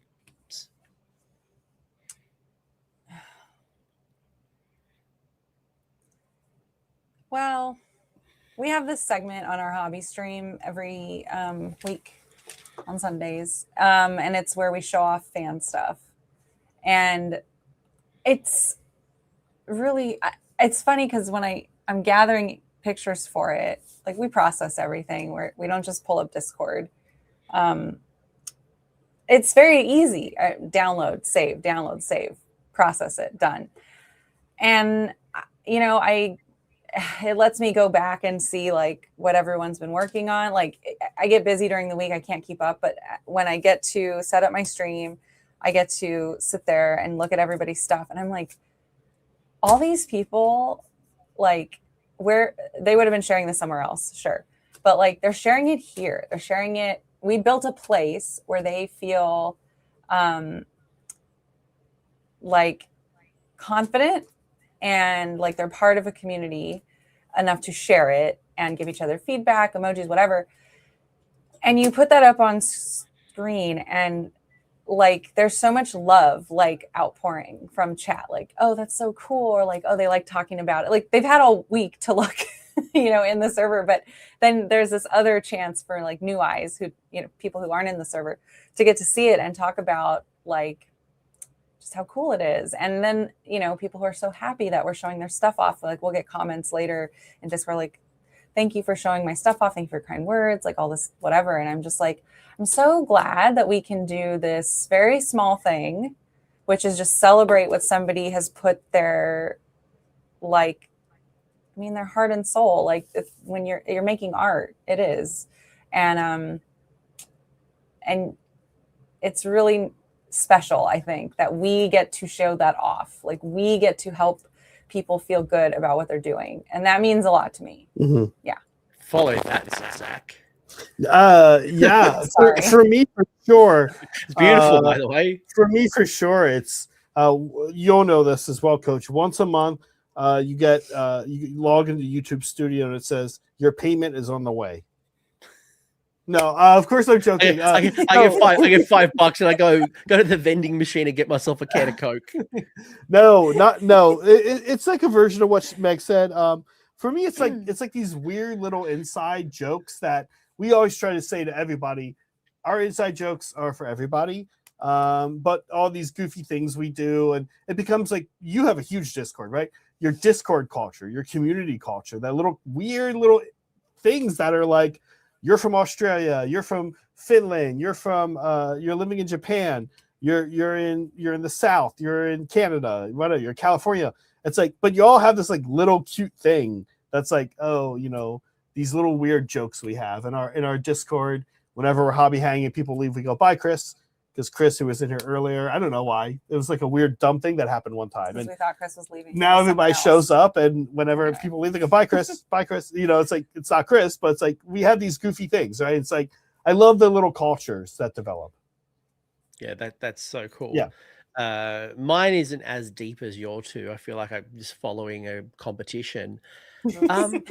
Like you beautifully said. Beautifully said. I think for me, given I'm much more of like a competitive tactic kind of focused channel, I love that I've talked to people in first and second edition, and people have been watching my content that long that now I get to talk to people in third and fourth edition who said, I was watching your content in first or second and third, and now I'm top tabling. So it's almost like it's feeding itself, where someone used me as a part of their learning to then come full circle, and then they get to give back to others. And that's been really rewarding. So that to me is like it's the community stuff, right? Like, yeah, like people coming up at events and taking photos and chatting is always really cool, and people, posting, but it's all those little moments where I was having this problem and you helped me, or Yeah. you put up I wasn't feeling very confident in my art and you put it on the channel and people were so nice to me, and now I'm way more confident, and I'm going to share more, and like there's that cycle. I think it would be really weird for somebody to do this if they didn't like people. I do. Yeah. Yeah. Like live stream with chat and stuff, like, yeah. A lot of people stuff. Speaking of people, what do you hope for the AOS community in 5 years from now? That it's still here. Kicking. You take this one first. Well, still here. Yeah, duh. I think that's fine. I think that'll be the case. I have kind of a weird answer, and it's not a good one from a business perspective. I'd like it to get bigger, but honestly, not too big. I love 40K. Yeah. I love 40K, but I don't know that the community can hold on to a kind of centralized zeitgeist the way that I think we still kind of do here at AOS. I think the community is fractured, and I don't mean that in a bad way, but it's like these are very narrative people. These guys are playing in their garages. These guys are competitive. These guys are in this part of the world. Like, we're still pretty like AOS. When I go to events, we go to Worlds. Anthony and I were at Worlds. Like, it still feels tight to me. I want it to get bigger, but not too bigger. And I want more younger players coming in. And I want the older players to take care of themselves. Man, a lot of us are old. We're getting into like 40. Get our prostate checked. Have Yes. a fiber. Yeah, no, I mean, haha. Yes. 8 hours sleep. Yeah, but yes, yeah. I want the community to take care of themselves, and yeah, get your shit checked, man. Literally, get colonoscopies, get prostates checked, eat healthier, get your boobs mammogrammed, whatever it is, man. And then, yeah, younger people, and I want to see it get big, but not too big. That's me. I don't know. I think that's actually really smart, because the 40K community has some pretty toxic, like, chunks to it. And I would hate to see it's too big to manage itself. Right. Yeah. It's an interesting fandom, and it's interesting because, like, I look over the fence and I do get really jealous. Like, you look at the video game releases and how many 40K games are coming out, or you look at Merchoid and how much 40K pop culture, merch and cool stuff and Joy Toys and all this random stuff, right? We have Black Talon. And we got Black Talon. And like, I know what Zach's saying. I feel like I would love a middle ground where it's like, I would love it to be way more popular and to somewhat break into pop culture, but not to a point of like craziness that 40K has. But I want my share. I want to be able to turn on to like the GW Open stream and see AOS streamed as much as 40K. I want to be able to go onto Steam and see a bunch of Stormcast or other types of games that are for us as much as for them, right? And I don't know, like, for me, I feel like we are a bit of a scrappy underdog. Give us a little bit more opportunity. I think we could do a lot more stuff, but I can see why they doubled down on 40K a lot. And yeah, I think there's a lot. Yeah. I don't want to go too much into AOS versus 40K, but I would love to see it become more popular, but not to a point of the pop culture that it is. I don't know. And there's just so much cool lore to play with. Yeah, like I would it doesn't have to be grim, dark, creepy, like serious Black Talon. Like, it should be silly. They should do things with the rats and the dinosaurs and like all these silly armies that we have. Like, I would love to see that played with. And if it stays silly, you attract silly, Right. Yeah. Yeah, I think it's the grim dark is really good for 40K, and I know that they want to have our world closer, but Warhammer Fantasy and Age of Sigmar also has dumb, stupid things. A lady who does a lot of squats at the gym riding a big beetle, We have we have like we have some of the most ridiculous stuff that happens, and I think there's a world where we can have the grim, dark, serious as much as the stupid, whimsical fantasy, like craziness that we appreciate from Dark Crystal, Lord of the Rings, like Game of Thrones, whatever. There's a lot of random There's stuff. so much potential. Yeah. Also. Interesting. All right, last question, and then we'll bring it home. What advice would you give someone just entering the hobby today? Do you want to go? Do you have? I guess I entered the hobby the most recently out of the three of us. What advice do I have? Well, what advice do I have? I don't know. What are they asking? That's it. I don't know. Start with Spearhead. That would be my advice. Play Spearhead. It's practical. It's a really good taste. It's like a really good short version of the game. It's fun. And it'll tell you right away, I want to do less of this or more of this. And maybe it'll be just right. And then, you have an easy, actually pretty quick board game.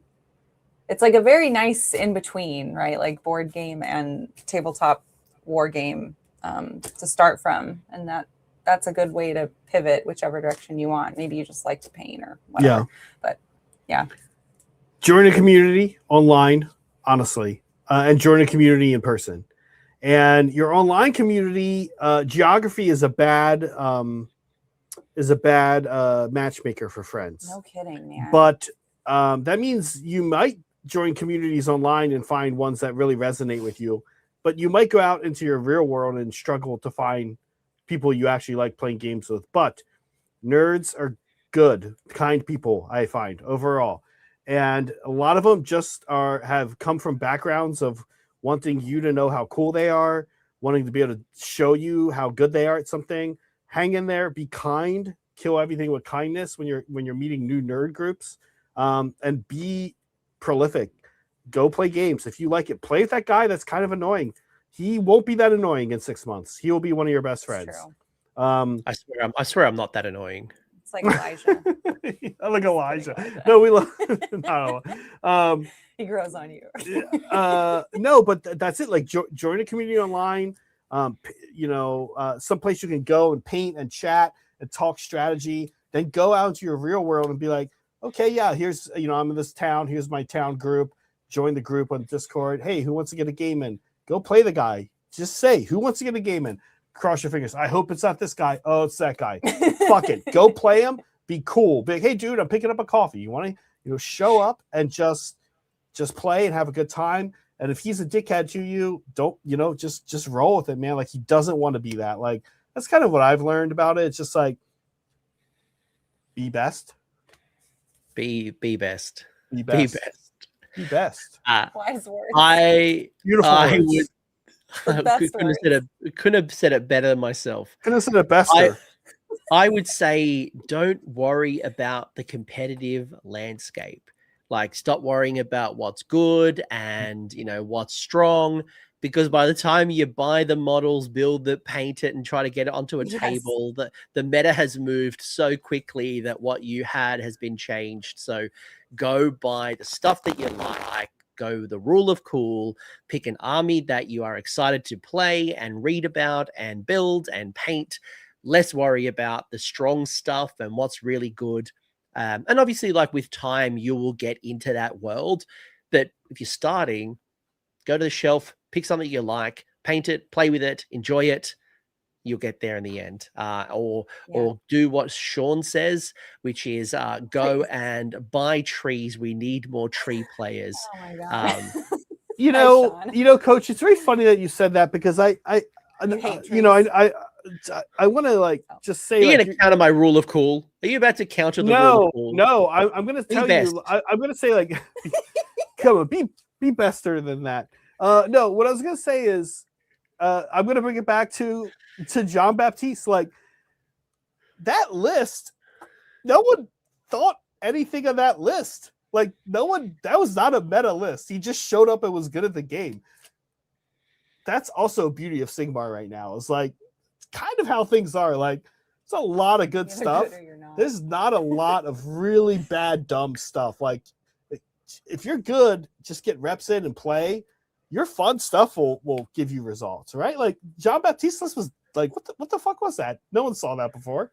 It was. No, it's still not impressive when you look at it. You're like, okay, one of everything. He's playing Highlander. It's like what? Okay, dude, won worlds, right?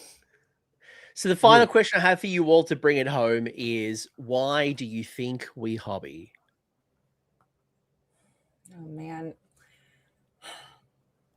it's well, like personally, or like in general. What's Who this knows? question? This is meant All to be like. I just want to a make bring- sure I'm doing bring it right. There, So let's get trying another to bring- shot for try- the end of the stream. try- By the way, I am Yep. definitely. I'm taking a shot right now. Oh, he's because already loaded up. He's already loaded up. You're How's he driving doing to it? that. How's he do it He's without a Aussie. seat? But he's like, They like, know what really? they're doing. he does Don't- it. Yeah. Listen, Australia. When Australia was formed, our currency was rum. We literally paid people in rum. So getting drinks is not a hard thing. So Is that because that was all you guys could brew in your prison toilets? Oh my it's the god! British prison They, toilets. they not were British back then. Okay, British. fine. Is that because you guys are terrible. Why right, do well, we- You're well, driving me to drink. me more so than All right. her. Okay. I All thought right, last I was- one. cheers. Cheers. Why do we Cheers. hobby? Why do we hobby? I had an answer and then I lost I it. mean, if this isn't your hobby, something else is going to be your hobby. Humans like hobbies. It's community, it's activity. This one is competition, creativity, and community. 3 C's. I went to The 3 C's. school for design. I'm supposed to be creative. Yeah. I'm actually not that creative. I do very well with parameters. Tell me what to do, I'll do it. This helps me feel creative. Like this, The drinking or the Warhammer? both.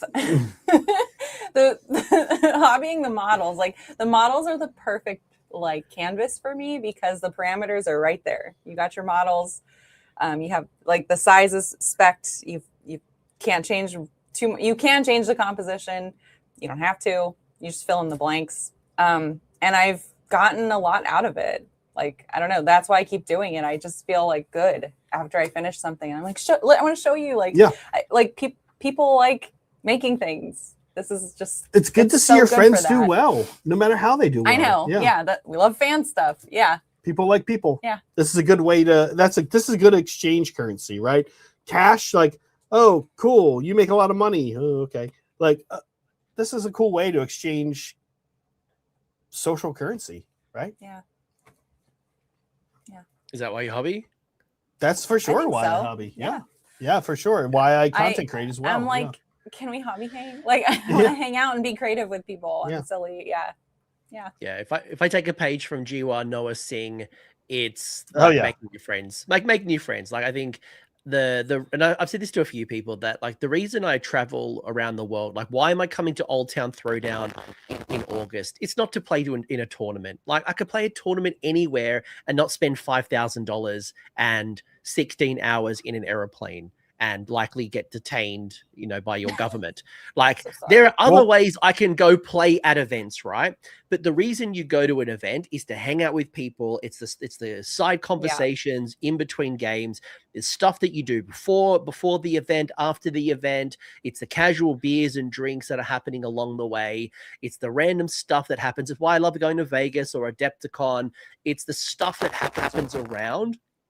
And then the conversation that happened where I'm about to go to an event. Let's do some cool stuff. I met some cool people after the event. Let's continue the conversation and keep it alive.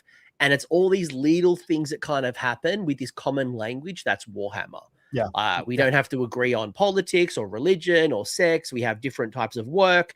All these things are different about us, but we have one thing in common, and that's Warhammer. And that's kind of cool. Yeah. And after a few drinks, I feel like I'm definitely losing my ability to English at the moment as well, Elijah. Yeah. So, Well said. Well said. Except, yeah. And Sean's nailed it as well. Like I go to events to hang out Yeah. with my dudes and the games Totally. club. Like it's like Oh the my results are gosh. cool, the games are fun, but it's the social contract and interaction that keeps you going back. Some of the best cons we've been to, we didn't sign up for anything. Like I hung out with some of the mods and played Blood Bowl all day. Like we brought our own and hung out, and yeah, it was great. We're just in the atmosphere of nerds. And somebody asked nerd stuff. Somebody It's asked so at the great. very beginning of your stream. They mentioned that we used to stream events, and if we're ever yeah. going to do that again, probably not. We'll see. We maybe. were invited to do those things, and Yeah. if we're invited and our costs are covered, then yeah, But that'd be fun. also, it's really fun to go to events and not just do it. hang out. Yeah, like going to Adepticon, I played 2 games, I played 2 days, which was the singles, Yeah. but then I didn't play the other 2 days because I could have played teams, I could have done anything else, but I just wanted to talk to people. I wanted to go to workshops, I wanted to talk to vendors, I wanted to just sit there and observe and be on my own time. So there's something about being at an event, not playing, which is kind of cool. Yeah. But speaking of cool, if you're new to the Hobby Collab and this is your first experience to them, go check them out. Go subscribe to the channel, support them if you can. Patreon, YouTube, merch, all the cool stuff. What can we look forward to in the coming days? Tomorrow is Cities of Sigmar versus Hexsmiths of Hashut Saray. This is a Hexsmiths. We just to be funny, right? Pretend to be okay. Let's pretend Hellsmiths, right? No. This is a Zach, Smiths. Saray, and Megan game on a Saturday. These are, in my opinion, some of the coolest games because a lot of our cast is incredible, and they have supported us incredibly.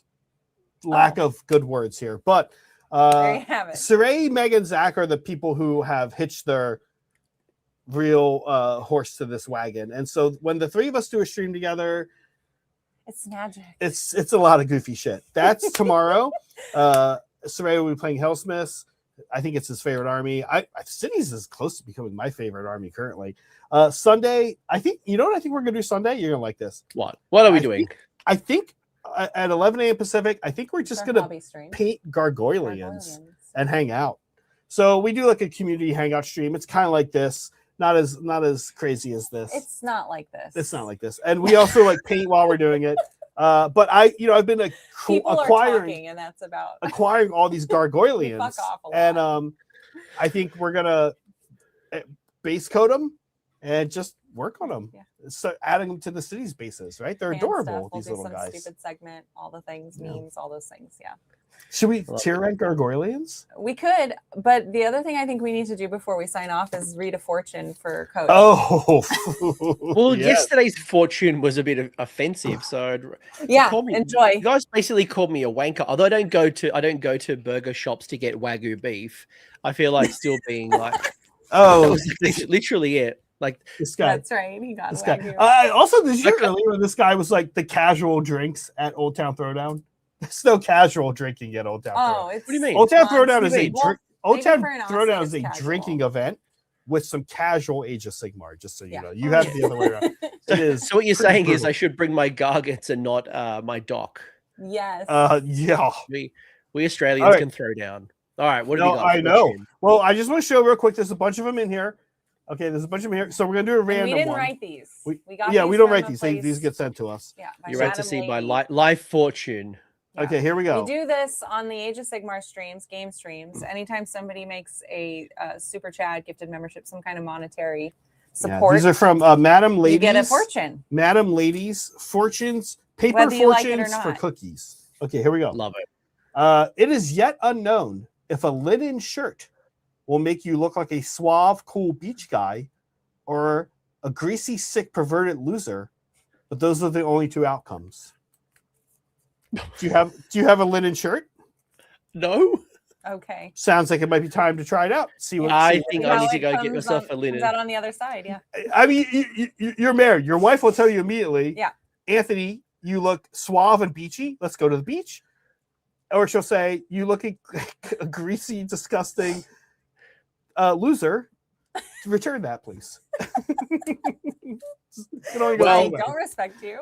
I'm gonna make sure the kids don't. eat it. Appleberry's saying it's still not a fortune. It feels more like an opinion than a fortune. But it Zach, is yet to be revealed. We didn't write these. You'll have to talk to the Yeah, professional. Appleberry, you know the deal. Cookie Get fortune out of here. writers. Yeah. I'll leave them a Google review and I'll let them know. I'll provide my feedback. Thanks. This has been fun. I think you and I could keep talking forever. I've still got Mhm. more drink that we could have kept shooting. I think Should we- one thing is super clear is that we all hobby for fun. The community is so important to us, and I think we're a little bit crazy. I think we're a little bit weird. We're a little bit Yeah. crazy, but we're all No one crazy should be doing together, this. and Yay that's for kind of cool. Sigmar. Yay, Sigmar. Yeah. Yay. So, Yeah. with that, I'm going to call it a stream. Thank you for joining us. I hope you've found your new favorite creators. Go check out the hobby collab, and I feel like I should do some hobby. Literally. All right. Peace out. Bye, Bye. guys. Thanks for hanging out.